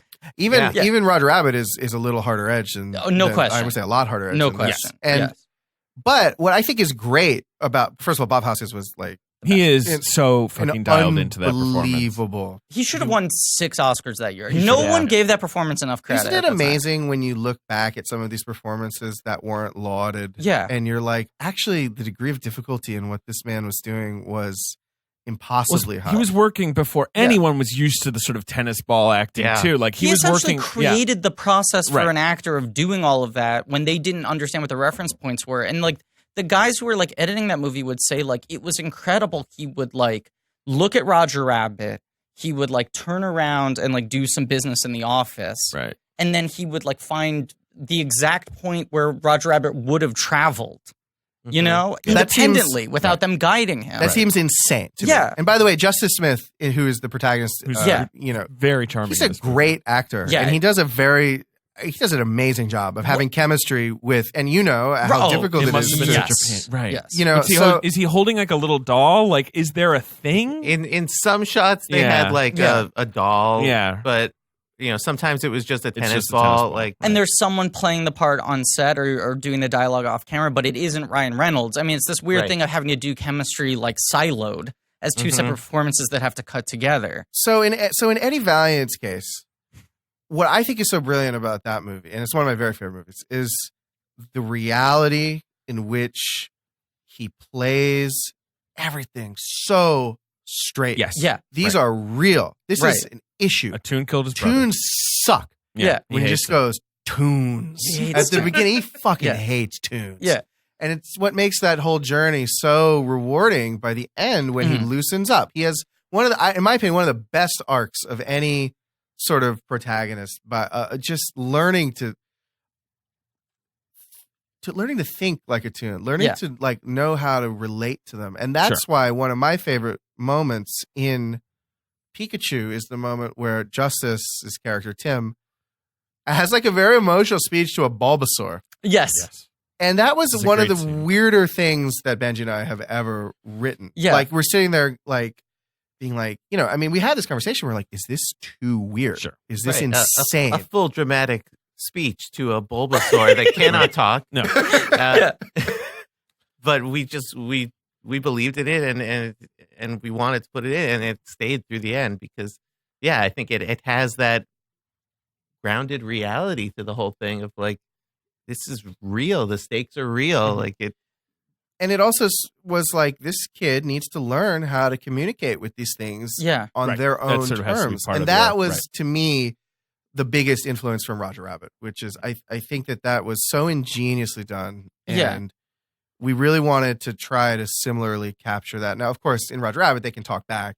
Right. So it's Yeah. a little bit, you know, other than Detective Pikachu, but, you know, Yosemite saying, my biscuits are burning, Yeah. you know, like that kind of, you get, you know, their personalities a little bit more, but that was definitely intentional on our part and something that we gave a lot of thought to. And I was actually really pleased with the way that it came out in the movie. Well, Justice Smith, I mean, the thing I was very impressed with watching the performance is I feel like, and this is a thing that bugs me often in films like this, where someone has a tragic backstory and they kind of don't play it for 90% of the movie. Mhm. Like, they only play the weight of the things when it's convenient for the scene. Sure. Yeah. And they drop it whenever it gets in the way of anything else. I don't think there's a scene where you lose track of the fact that he's grieving over his father. Right. Even when it's like a funny scene. Yeah. I think he carries that. Technically, the performance is like insane because he's acting with like 1,000 species doing insane things all the time. But the other thing is kind of like what you said, in a less tragic a way, or maybe a less violent way. He does have a bit of the Eddie Valiant thing because it's like he's a kid who grew up loving Pokemon. He wanted to be a Pokemon trainer like most of us who grew up watching or playing Pokemon. Yep. And then he sort of like fell into the like, I think I have to grow up. I have to get a job. And also, I resent the fact that my father like left me and spent all his time solving Pokemon crimes. Sure. Like, I live in the real world. That Pokemon world is some other kid business. And someone asked us a really good question the other day when we were doing an interview. They said, did you intend for the arc of that character to sort of mirror the arc of someone who was obsessed with Pokemon And maybe got and over it. as maybe they grew got up, over right. it and then Yeah. came back to it? Right. And I'd like to say that was 100% conscious. I mean, there definitely was some of it, Sure. but I do realize now that there is a very, you know, there is a parallel there. That is I think that on some level that was what we were writing about, you know, that you go from, I guess this comes back to the fandom thing, you know, it's like something that you just love with the intensity of a kid. Right. Yeah. Like the Right. most intense thing that first blush of like, this is my thing. I'm forging my identity around this thing. This is going to be a part of me that I carry forward, even if I start to drift away from the thing itself. Right. And now we're hoping that, and what we're seeing on Twitter from people who have seen the early screenings is people being like, I feel like a kid again, or or being like, I hope my favorite Pokemon is in the movie. And that's very rewarding. My favorite us. Pokemon is not in the movie. I'm sorry. Who's your favorite? Poliwhirl. Mhm. It's why I would never pick Squirtle, because when Bulbasaur showed up, who's a big one for me, I got very excited. Even though I knew he had been in the trailer, there had been Bulbasaurs. I like that there were a lot of them, though. We like I that. like that it Yeah. felt like, right, herds of Pokemon are rarely thought about, like in the world. You know, it's always a very one-on-one kind of experience when you're playing the game. So I like that there was a herd, that there was some sort of weird unspoken Bulbasaur ritual that was sort of like happening. March of the Bulbasaurs. Well, that's March of the that's exactly Bulbasaurs, right. right. And that's my other favorite scene in the movie, actually. Yeah. Is the build up to that the March of the Bulbasaurs is March of the Bulbasaurs. it's like weird. I had a similar I recently rewatched My Neighbor Totoro. Sure. Never going to come up on this podcast. Mm-hmm. One of my very favorite movies. Right. But the reason I love it so much is that it is so unexplained. Yes. It No is logic is so ever delved weird. into. There is no logic to It's it. in a sort of child's eye view the Just- whole time. It just is. Yeah. It right. just is. If you walk into the right forest on the right day with the right attitude, you might get a Totoro of your own. Right. Just be your protector. Oh, I want a Bulbasaur of my own. Well, that's how and that was exactly Bulbasaur the of one's spirit- own. that a Bulbasaur of one's own. But Griffin immediately leaned over to me and said, like, "Oh, you like Bulbasaur?" And I was like, "I usually pick Bulbasaur. Yeah. I never pick Squirtle because I don't want to get locked into my water. See, I was a Charmander guy. Charmander's good I too. loved but orange as a kid. Charmander is a tough challenge in the first game. He's the hardest Pokemon. Sure. Like he sucks against the first two gyms. Yeah. He's gonna turn into the best one. I love a Right. good underdog narrative. Right. Whereas Bulbasaur is the easiest. Yeah. But I just like because he's just cool. He's So- weird. He's got a flower on cute. his back. He's cute. He's the cutest. So he is the cutest. So when we were writing that scene, we wanted a similar, and I think the director and the DP, everyone did an amazing job of capturing this. But it was on the page because it was something that we really felt passionately about, which is we wanted to capture this sense of like if you walked into the right grove, and maybe you'd see a herd of Bulbasaurs. Yeah. Maybe your life would be completely different and better. Do you guys ever play Pokemon Snap? No. That game is That was very my much favorite like it's very one. like herdy. It's it's like that. It's that idea. Yeah. The nature photography You're one. seeing- Yeah. Very weird idea for a game. Whoever came up with that. There's that thing I love too, where it's just like, once again, not talking any shit about another video game adaptation that might have had a recently poorly received trailer. Right, that might be about like a fast being of You some keep sort referencing this who thing, likes and I like just don't round know what you're gold. I'm talking being about. as non-specific as possible. All of these characters look exactly like the original designs. The only sort of filter they've been put through is make them tactile. And I like that's just like, you know what? If you're going to see a Pokemon movie, you have to accept that some of them have flowers on their back, some of them are ghosts, some of them are made of rock. Right. It is wild. Like some of that them there are ghost organic, some of them Pokemon. are mechanical. Like It's wild that Cubone wears his mother's skull. and you That's just weird. call it out. Like it's just Right. like this is the world you're living in, baby. So now they got scales and they got fur. No, the weirdest things to think about is like none of the Pokemon technically have clothes. So like Right. Pikachu Well, notes. Mr. Mime, Yes. that's Organic. Yeah, he's organic. Just, Yes. Like that's those Snubble's, colors. Snubble's skirt is just like a skin flap. Right. There's that weird thing where you're like seeing Mr. Mime as a kid, it was like, oh, those things on the side of his head are meant to represent like clown hair, and it's just not detailed.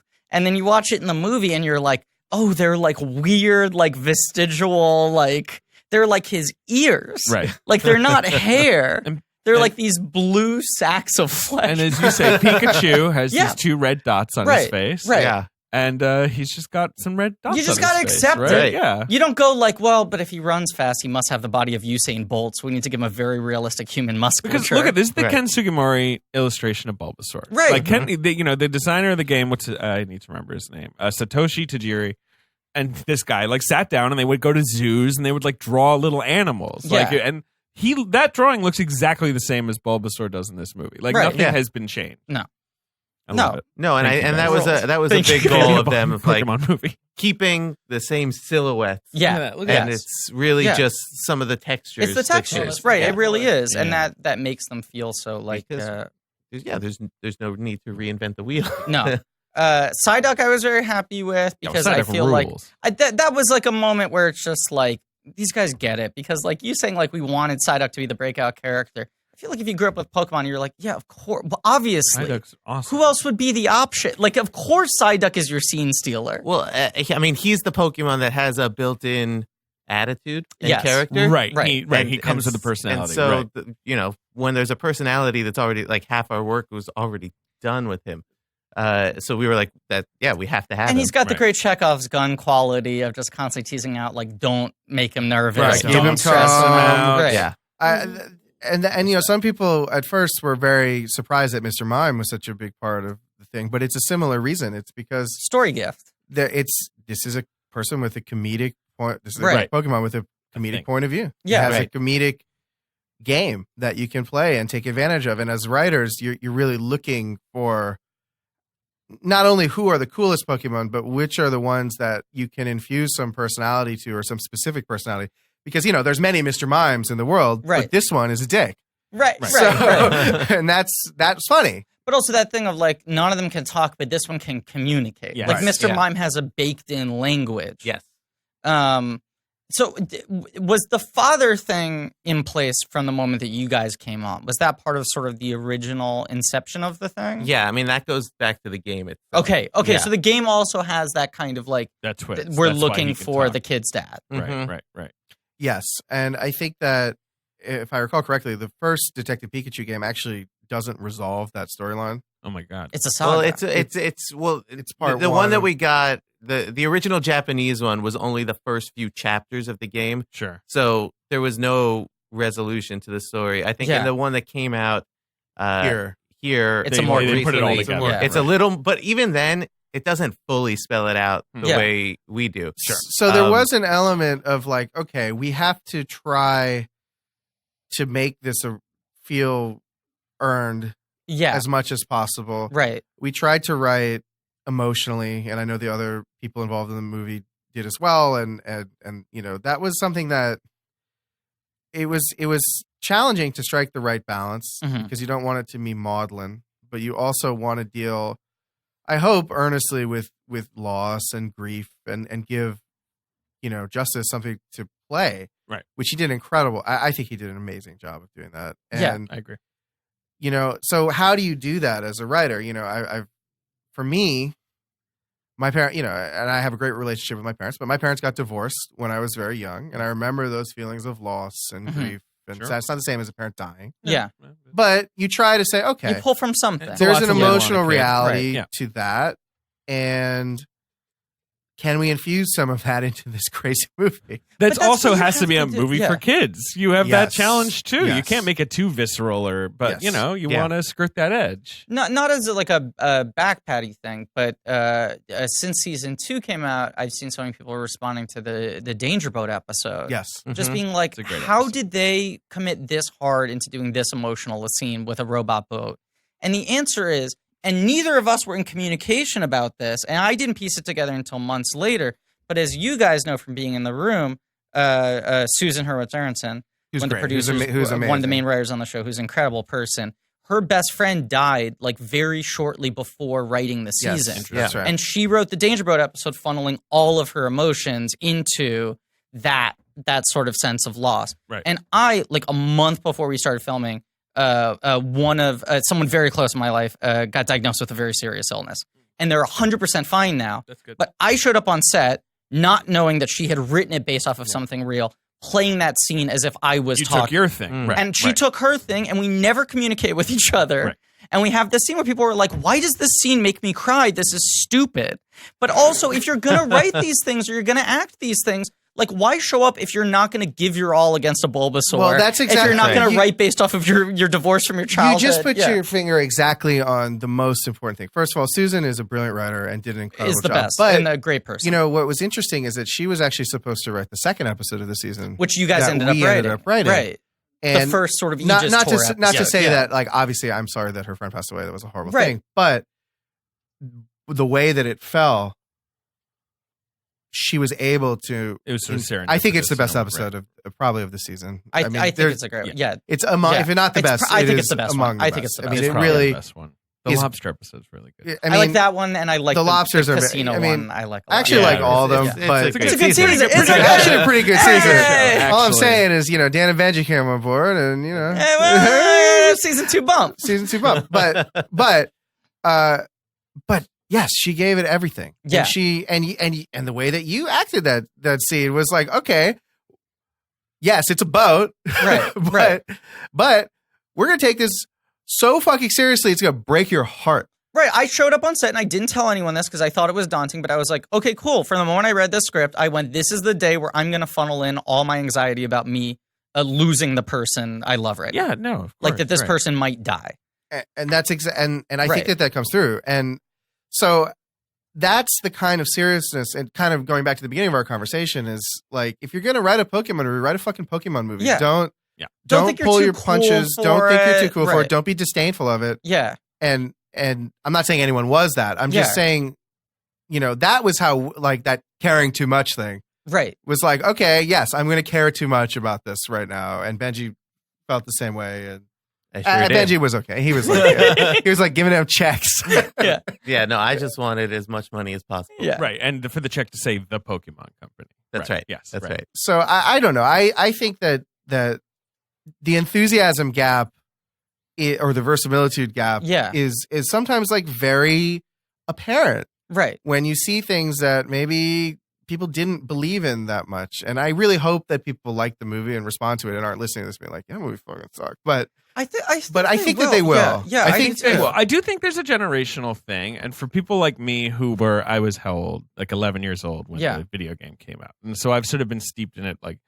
I am so happy to see a movie like this. Maybe if you're a little older, you're like, that thing always passed me by, and this just I don't get it. Yeah, right. You know, I can see that happening. No, there are some critics that I've seen on Twitter or whatever that have been like, don't get it. I went in thinking Pokemon were stupid, and I still think they're stupid. Right. It's like, why did you go see it? Right. Like, why were you the critic that thought like I'm going to go see this thing if you already hate Pokemon? Yeah. And I've seen like a lot of video game critics, and of course, yes, the video game movie, as we've discussed, is like rife with like bombs and sort of missed opportunities, or like a studio being like, can it on all the nerd shit, okay? Yeah, whatever. Right. Just Jean-Claude Van Damme can be Guile. That'll be fine, right?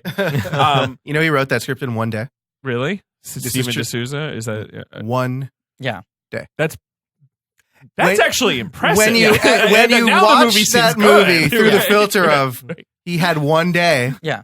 it's actually an incredible accomplishment. Like, was it a thing where they just cast everyone, they built the sets, and they were like, fuck, we forgot.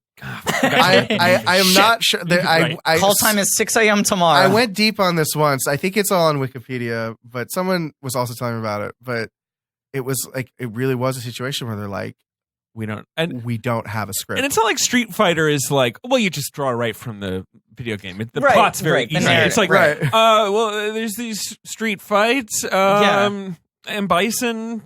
Yeah. There you go. I- You ready?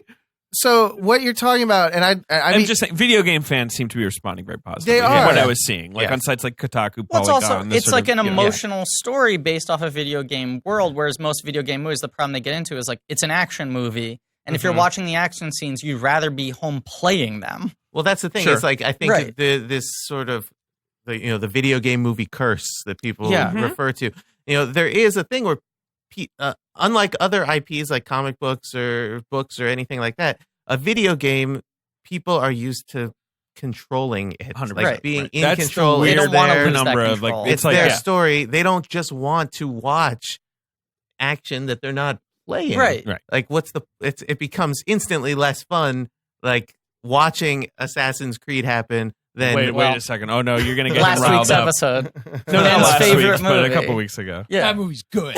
But is it more fun to play Assassin's Creed? he's never played. Well, there you go. That's why he I like loves how it. I strong think- your opinion. I think you would love to play it even more. I like Assassins. That's why I picked You the love movie. Creeds. Right? He I'm loves all about we know Creed. about that. Yeah. Got to get that apple. Gotta get that I apple. You love do gotta apples, get that too. apple. So, all right, Fair point. I'll try the game out. You got to try it. But that is But right, yeah, yes. but when we're doing Detective Pikachu, we're telling a different type of story. It's a very that I think- intimate, specific, emotional story. You're not trying to capture the whole world. You're not doing the battles, which probably, Well, you have the one battles. Right. You Well, know, you gotta, right, you yeah. gotta give people a little Right, bit of yeah, what they want. You have a cool Magikarp evolving Oh, that was so scene. You've got satisfying. like stuff like that. That- That's that like was something- classic stuff. That was an idea that we had very early on. Sure. That we Right. really wanted. That's got to to be in there. Right. Well, we wanted to show that they're, Face physicalize that value, evolution, and Yeah. it's like this useless thing Right. that now is not so useless. But I'm interested in your guys' opinion about the video game curse, because it wasn't something that I was thinking about when we were writing this movie, really, Sure. really at all. Because especially, you got Pokemon. You've already got the anime, and you have a little more than video games to draw from. There's I so guess. much, and there's Right. so many different games. It's been filtered through so many different lenses. I do sort of want, I've seen a few reviews, like, you're right. The game media has been so positive, Yeah. Yeah. and some of the more, some of the more traditional Lists of critics. films based on video games. Here we go. Go ahead. Yes, yeah, I would love to hear that list. Yeah, which yeah. have been like, it's pretty good. Does it break the video game curse? I don't think so, my friend. Curse. And I sort of am like, well, what is the like weirdly, like every time one of these movies comes out, it seems like the bar is impossibly high Yeah. in a weird way. And I mean, I hope that someone writes The Godfather of Gaming. video games and it wins There's no Oscars. reason you Shenmue can't wins do Best it. Picture Yeah. in Right. like 2023. But it is kind of a weird, I don't know, it's sort of a weird, I don't want to say fake, but it's like It's a sort of self-fulfilling prophecy, maybe. there is a little Yeah. bit of like it's like a carrot that some people are dangling. Yeah. It's like, did you break it? I don't think so. But I think Benji's onto the right thing, which it is like it speaks to the weird relationship people have to these things. And sometimes you have something like Street Fighter where you're like, wow, this is an exciting world. Look at these characters. What weird locations. There's no real story to go off of here. Right. So if Stephen D'Souza is writing the script in one day, even if that's impressive for a one-day script, impressive, honestly. It's hard to like make the thing out of whole cloth. They wrote the King's Speech in one day. Did you know that? No. What if it turns out every movie was written in one day? Every good screenplay. Can we hear the list of? For a second. All right. Well, so here are some video games. So you've got they've taken a few cracks at Mortal Kombat. I'm going to tell you which ones that I think are good. Okay. Do you want me to go chronologically or yes. by? Okay. Yeah. Okay. So the first agreed upon video game movie really ever is Kramer Super versus Mario Kramer. Brothers. Oh, okay. Super Mario Brothers. I think that movie is crazy. But very I crazy. like it. And I liked it at the time. David wrote a big piece defending it. On its anniversary. I don't know if I want to say it is a good movie, but it is a captivating and like provocative movie. And it has these insane sets They and made it's very practical. They made strong choices. Really strong It is choices. an absolutely bizarre perversion of like a platform game about a little man who's running around, but like you got to do something with that. The Yoshi model is super cute in that movie. The Dennis idea Hopper is Donald Trump dialed in. Donald Trump, Trump Koopa, and Trump Koopa, I'm into and that it's movie. such a perfect snapshot of the 90s. The early 90s aesthetic where they're like, no, guck it up, guys. Yeah, we that's want right. goo everywhere. the idea of how the mushrooms function sort of realistically in quotes. And of course Hoskins, who we've already been praising. And John Leguizamo, who is one of my I think when he's dialed in, he is I love Leguizamo. Awesome. Love. They're an odd sibling pair, but I love them. I think that movie is actually weirdly aged well. I think so. In a weird way. What's that? All right, so then we have Street Fighter. Not a great movie. Never seen it. But a great one day. But a great in the annals of screenwriting, as part of the 24-hour film festival. Right. In the annals of screenwriting history, I would rank that. Yeah, one of the best as an 24-hour film festival. And then Paul W.S. Anderson enters the game with the two Mortal Kombat movies, which I haven't seen the second one. I barely remember the first I saw the one. second one in theaters. Annihilation, I believe. And it was one of the more disappointing. I made my dad go. Sure.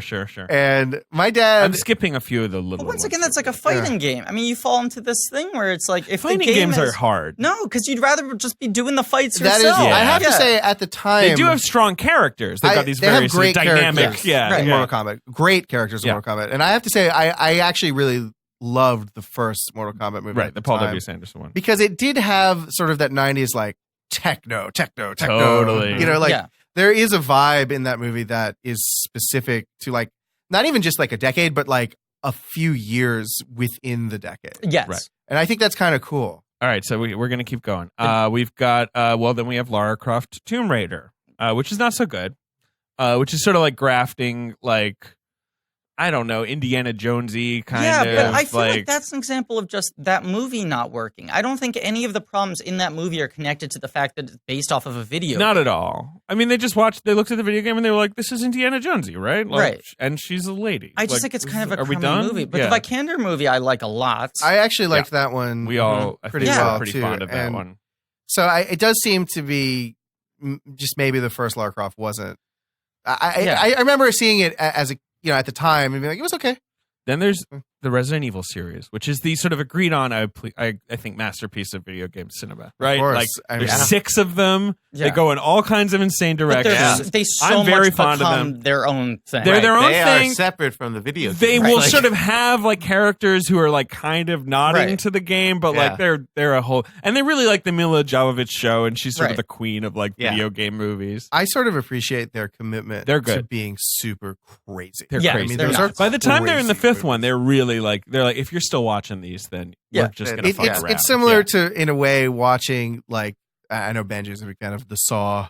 Yes, where like the lore goes so deep. Yeah, once you get to Saw, 5, 6, 7, like it's Saw's been dead for 4 movies. No, I mean there's. I think it was Saw 5 or 6, where there was a flashback within a flashback within a flashback. Yes, and it's just like okay, I'm on board. And so like I don't watch it for like I don't the torture stuff, whatever. But just in terms of like insane storytelling of like flashing back to you thought you knew what happened this time, but actually this happened. Nope, actually this third thing was happening. It's like Okay, like that's But great. the Resident Evil movies function in that way, and I think if they were more literal adaptations of the games, they might have had a harder time working. All right, then it gets really dire because you have crap like Alone in the Dark. You have Doom, which is just sort of like this is the worst run. foul. Well, this is right. You know what I Uwe Boll mean? is Dr. adapting all Uwe these Boll. things. Like Silent Hill, which is kind of like one of the great video games as art series. Yeah. Like they kind of take a crack at it, and it's sort of like visually interesting, but like meh, right? Like you know, it's all visual. Yeah. They take Pyramid Head, like who is such a dynamic and crazy character, and he's just like a big guy with a knife. But can I Which, hypothesize like, I mean, as whatever. we're going through this list? I feel Hitman. like perhaps the problem with a lot of these movies is the exact thing we've been talking about is hiring writers who kind of have disdain for the thing they're No, adapting. for sure. Max And Payne I'm is not another saying any one, of these you know. people specifically or the directors or maybe it's the actors, whoever it is. But a lot of these franchises feel like either when Resident Evil works, it's like we're going to make our own thing out of this. And the ones that don't work feel like the people involved maybe think they're kind of slumming it. And it may be that things are getting better just because like the generation of people that actually grew up with video games is now the age of people that are writing movies like us. Right. No, right. The generation is caught up. And by the way, I'm sure that people work very hard on this. No, movie, I know. so I don't wanna I know. disparage And there's anyone. things to like in But any like Max movie. Payne is a great example of where it's like, Love that game. what do people like about Max Payne? Let's not do that. Right. Yeah. Right. Because I played all those games and I love those games. Those games are so good. Especially the second one is incredible. Second one is a masterpiece. It is. Right. It really is. Of actually like noir. It's a well-told story. Right. It's Storytelling. completely great. And so they were like, well, let's not do that. Yeah. and no, that thank to you. me Can it is just sort be of like, a bewildering, weird choice. And so, yeah, I think, maybe we're, tapping into something. But then there's this final phase I want to get to, which is Warcraft, Assassin's Creed, Tomb Raider, Ben's pumping his fist. which are movies that are not well received and Yeah. often don't Warcraft was kind of a bomb, although it did really well overseas. Yeah. But those are movies who are written by people who like those Yes. those Right. games and are kind of like so deep on the lore. Like Yeah. Warcraft is impenetrable. Right. If you haven't like played I Warcraft. had no idea what I was watching. Right. And, Yeah. and it's sort of throwing you in the deep end. And yeah, the reaction was kind of bafflement. But like, At so the, that's at the sort end of. of Warcraft, I saw with my big World of Warcraft friend. And at the end of the movie, when the baby comes out, he was like, "That's the lead character." And I was like, "What do you mean that's the lead? What? Right. What It have I turns out been it's watching?" kind of like a prequel to the game. and he's like, "That's the actual lead character." yeah, What? right. I do Watching a movie about his dad? And so now we've got Detective Pikachu. We've got an unnamed fast rodent. I don't film. know what you're talking about. It's Speedy the animal. Yeah. You've got a Minecraft movie. When's that happening? They keep on announcing That keeps new being on the directors and pushing schedule it and back. getting pushed. Minecraft Yeah. is another one that I think is very daunting to think about. Well, because where the Minecraft is story- plotless. Like, Right. yeah. So- but They're I'm- gonna I'm- make a movie out of that, like it's like the old like PC game. Where It's like not old. It's not that like old. Quadrant, like the grid, and you push the little boxes. You're thinking of Minesweeper. Are you Dan. thinking about? They're not making a Minesweeper. They movie. could make a Minesweeper. Actually, could. Benji and I just signed on to Minesweeper. Chips Challenge? There's a Jazz plot. Ball? There's a plot Yeah, in okay. Sweeping for Mines. Oh, yeah. Not hit the mine. Wasn't your dad like the world's foremost Minesweeper? He's up there. He's up there. Really? He can can play do expert just, expert like, in like no problem. 7 seconds or So, something. but what I'm thinking about as you're saying this, and I think maybe this is an advantage that Pokemon has. Mhm.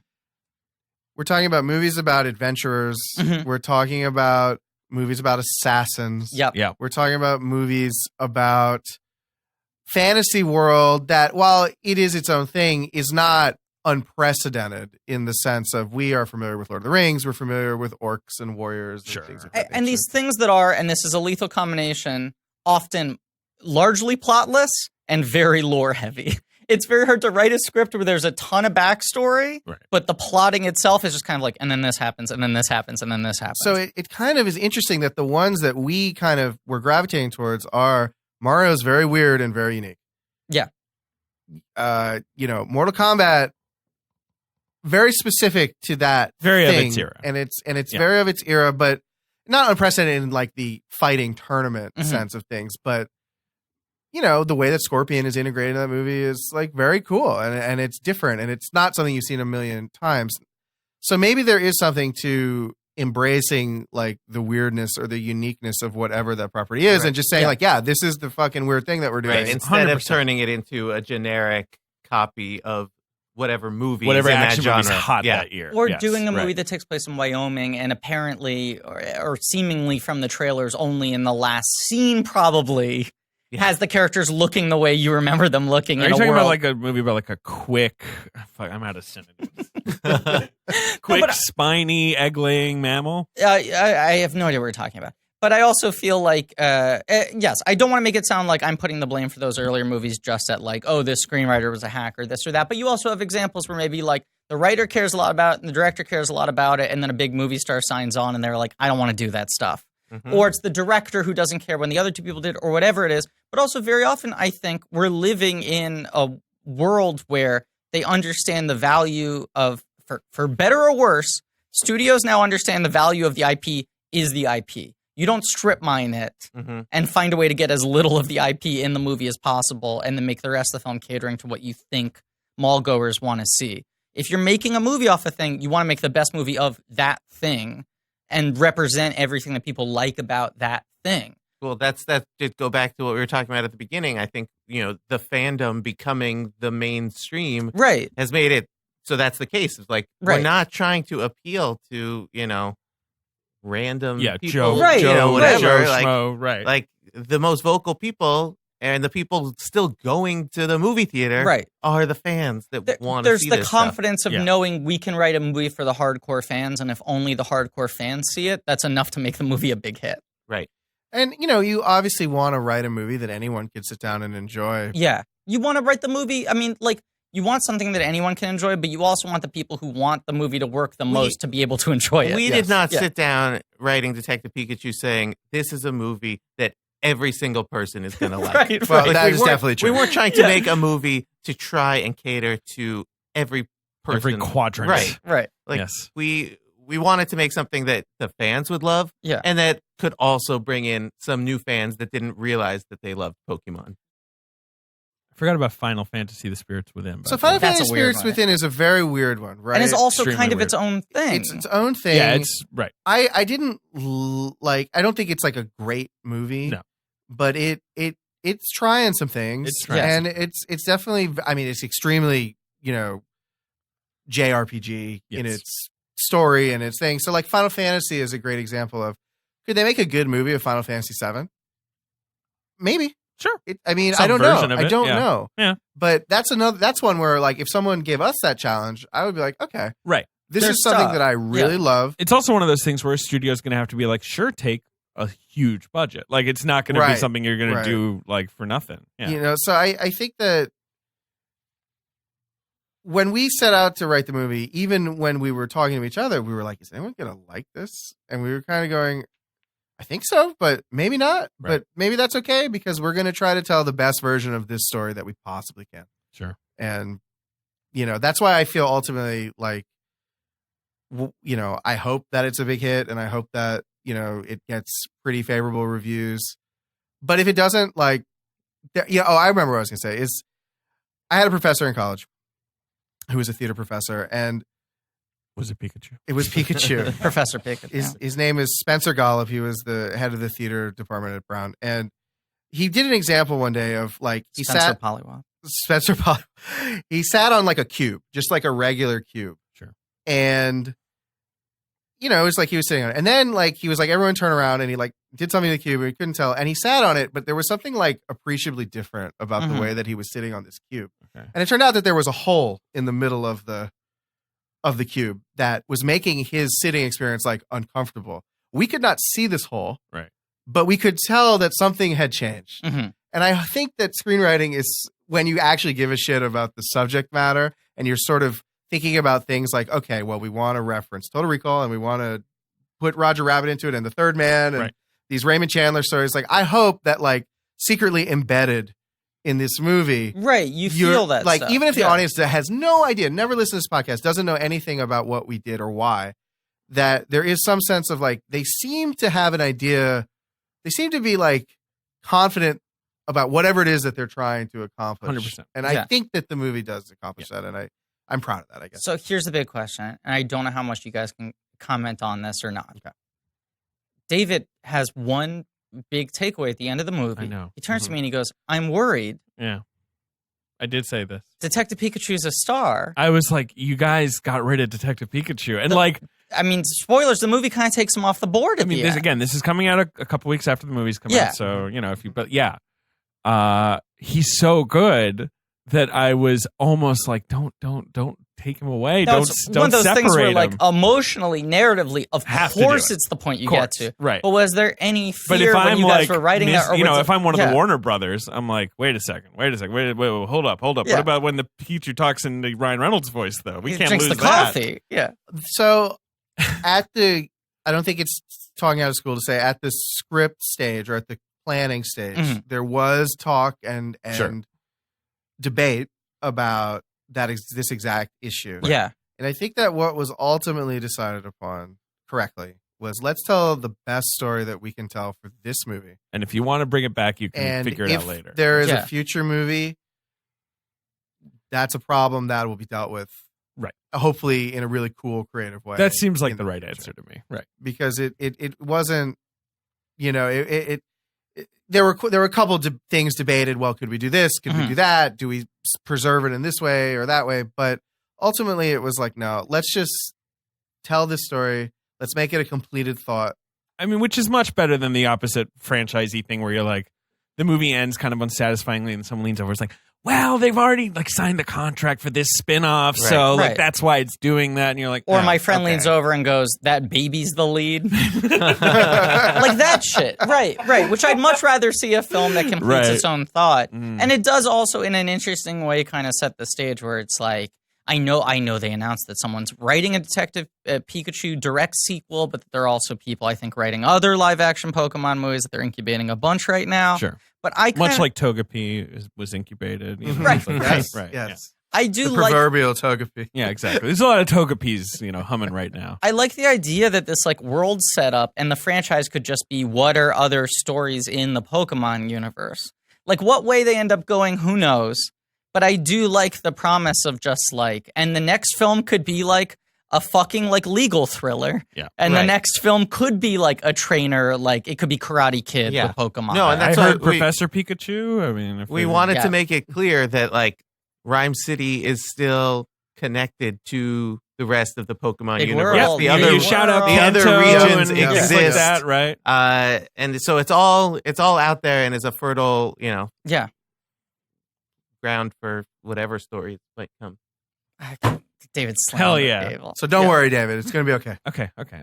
I just really connected to Detective We've got our Pikachu. top people working on this, even as we speak. All right, Ben, you have something you want to say. I think we're basically done here. But Fart Detective Pika Ben. Ben's been writing. Fart Detective Ben is on the case. Okay. I got some of my favorite parts from the movie. Okay, so you surmised what you think happens in the movie from us talking about the process of writing the movie. So my favorite Pokemon is the Muddicle. It's a frozen mud spike. I really love that moment when it came into the bar they were at, and he was vaping hard. There are a lot of those in Jersey, right? I feel like Yeah. Muddicle doesn't sound that far off from a real one. I have Like to it's on the say. cutting Like, room floor. But Yeah. my favorite Pokemon by far is the burning tire Pokemon, Scorch. Sure. Also not that far Also, off. like these all could be. Yeah. Because there was that moment like 3 generations in where they were like, any man-made object could be a Pokemon, right? Like they start like, Garbodor, the Yes, garbage exactly. bag. Klefki. Oh, Garbodor was one where I really wanted in the movie. that would have been That cool. would he's a very urban Pokemon. Garbodor was in our early drafts, Sure. and I think maybe I think it was maybe just too too crazy. weird or something. But And then a classic noir setting I was excited to see in the movie was the Quicksand Factory. Of course, right? Any good blockbuster needs a Sure. quicksand factory. Where they 'Cause what if you make fall in the quicksand? A lot of They have to tension. no, not what if you fall. I mean, it's what if you make it. I guess it's both. All right, what else? It was kind of weird to see Kirby driving a blimp.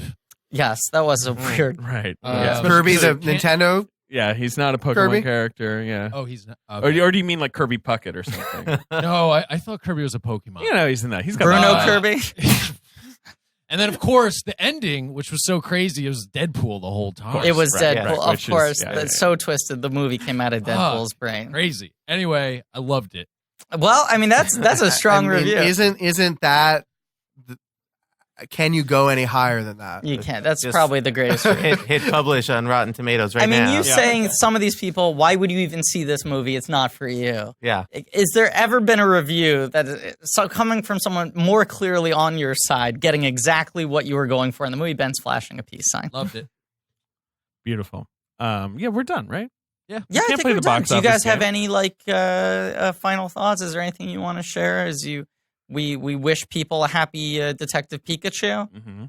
Well, I'll say I'm working on a Noir script. That's right. Yeah. Yeah. It's called Night Eggs. All night eggs. Okay. It's about a detective who eats breakfast at night. This is not a joke. He established this Okay. about 18 months ago. All right. He has all truly right. been working on In this it. script. And the villains are witch hackers.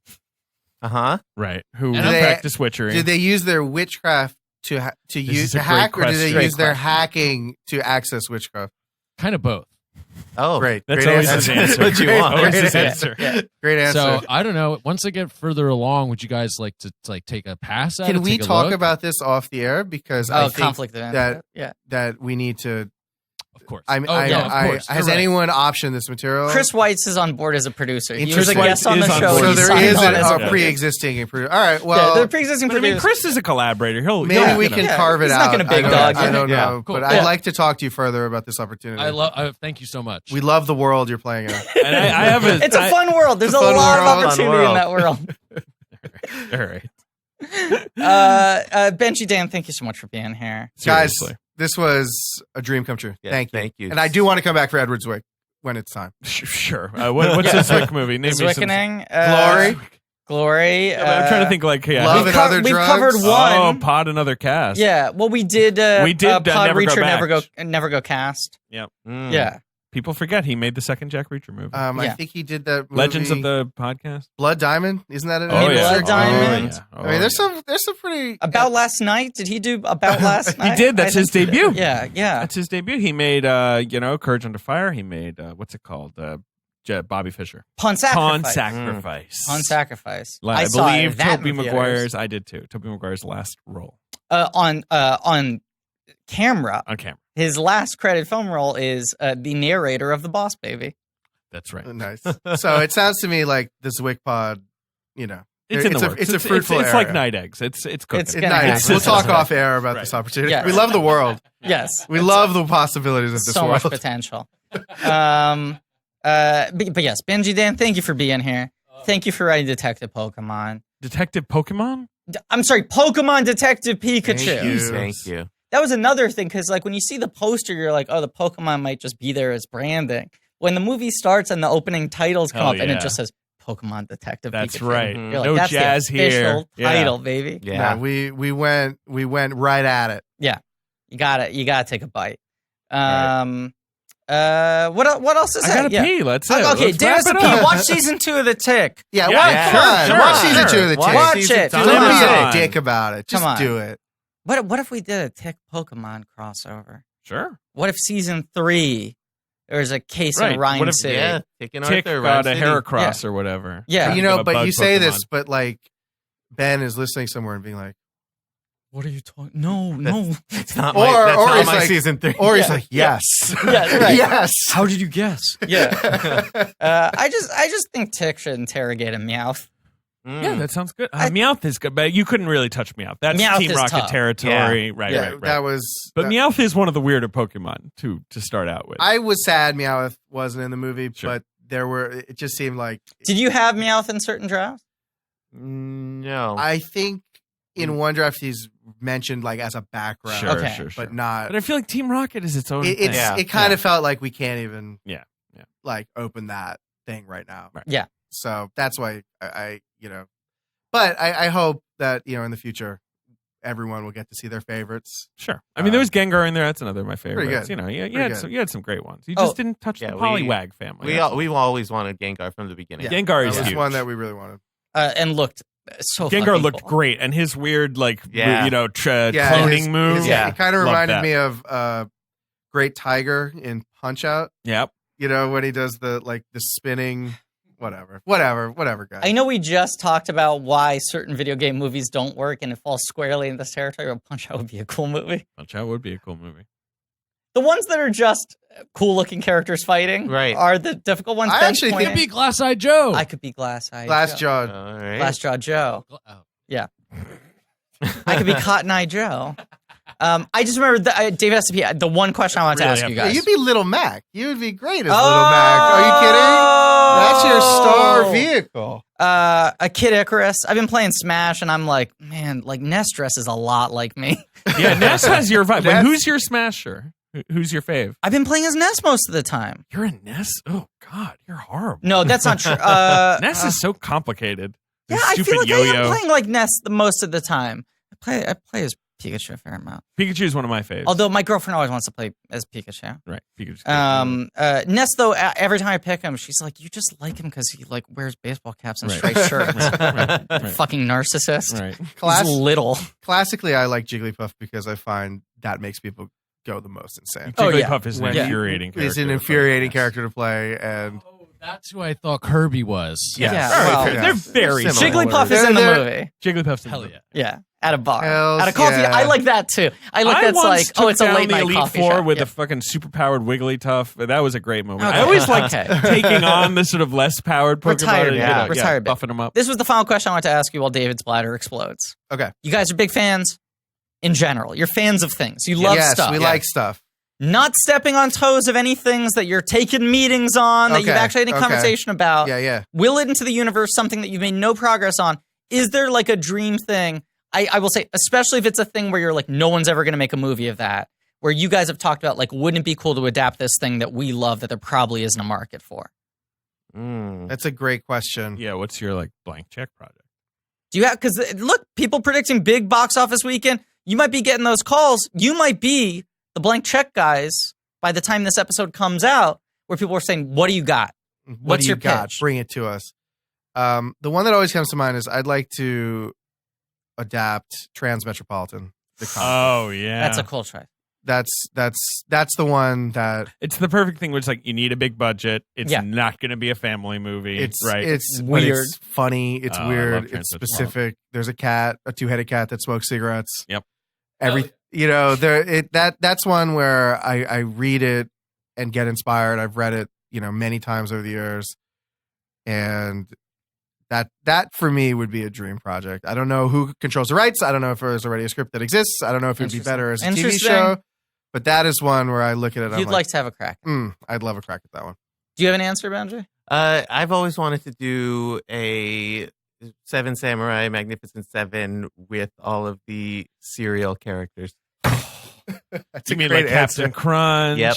That's a great answer. Yes. Also, the toucan from the Fruit Loops? All of them. Fair enough. So it's like the Magnificent 84. Tony, obviously. It's, they got to put the team together. Right. Some people say no. Yeah. Would there be a villain? Who's like the most villainous serial character? Count Chocula, maybe? The cop from Cookie Crisp? Rabbit. Oh, he is a trickster. Yeah, but he's kind of good. He's like your rogue if you're doing D&D. It might be the kids who are trying to steal the Lucky Charms. Maybe they're the villains. Yeah, right. I'm trying to think of any of the cartoons. I feel like Captain Crunch could have like gone crazy at sea, like Master and Commander. There is a Captain Crunch villain too. Is there? There's like a red and like black pirates. Sure. So Captain Crunch is like blue and white. Every captain needs a, I don't know, whatever. Yeah. Anyway. Hollywood, if you're listening. Yeah. Now's your chance. Hot Properties. Night Eggs also available as part of a package deal. Not anymore. It's not available. Oh, okay. It's off the table. It's off the table. It's off the table. Thank you all for listening. Please remember to rate, review, subscribe. Thanks to Andrew Goodo for our social media. Leigh Montgomery for our theme song. Joe Bowen, Pat Reynolds for our artwork. Go to blankies.reddit.com for some real nerdy shit. Go to TeePublic for some real nerdy shirts. Go to Patreon, our blank check bonus features, where we're going through all the Marvel movies. Yeah. And as always, the Sonic the Hedgehog movie looks really weird. Fucking weird, man.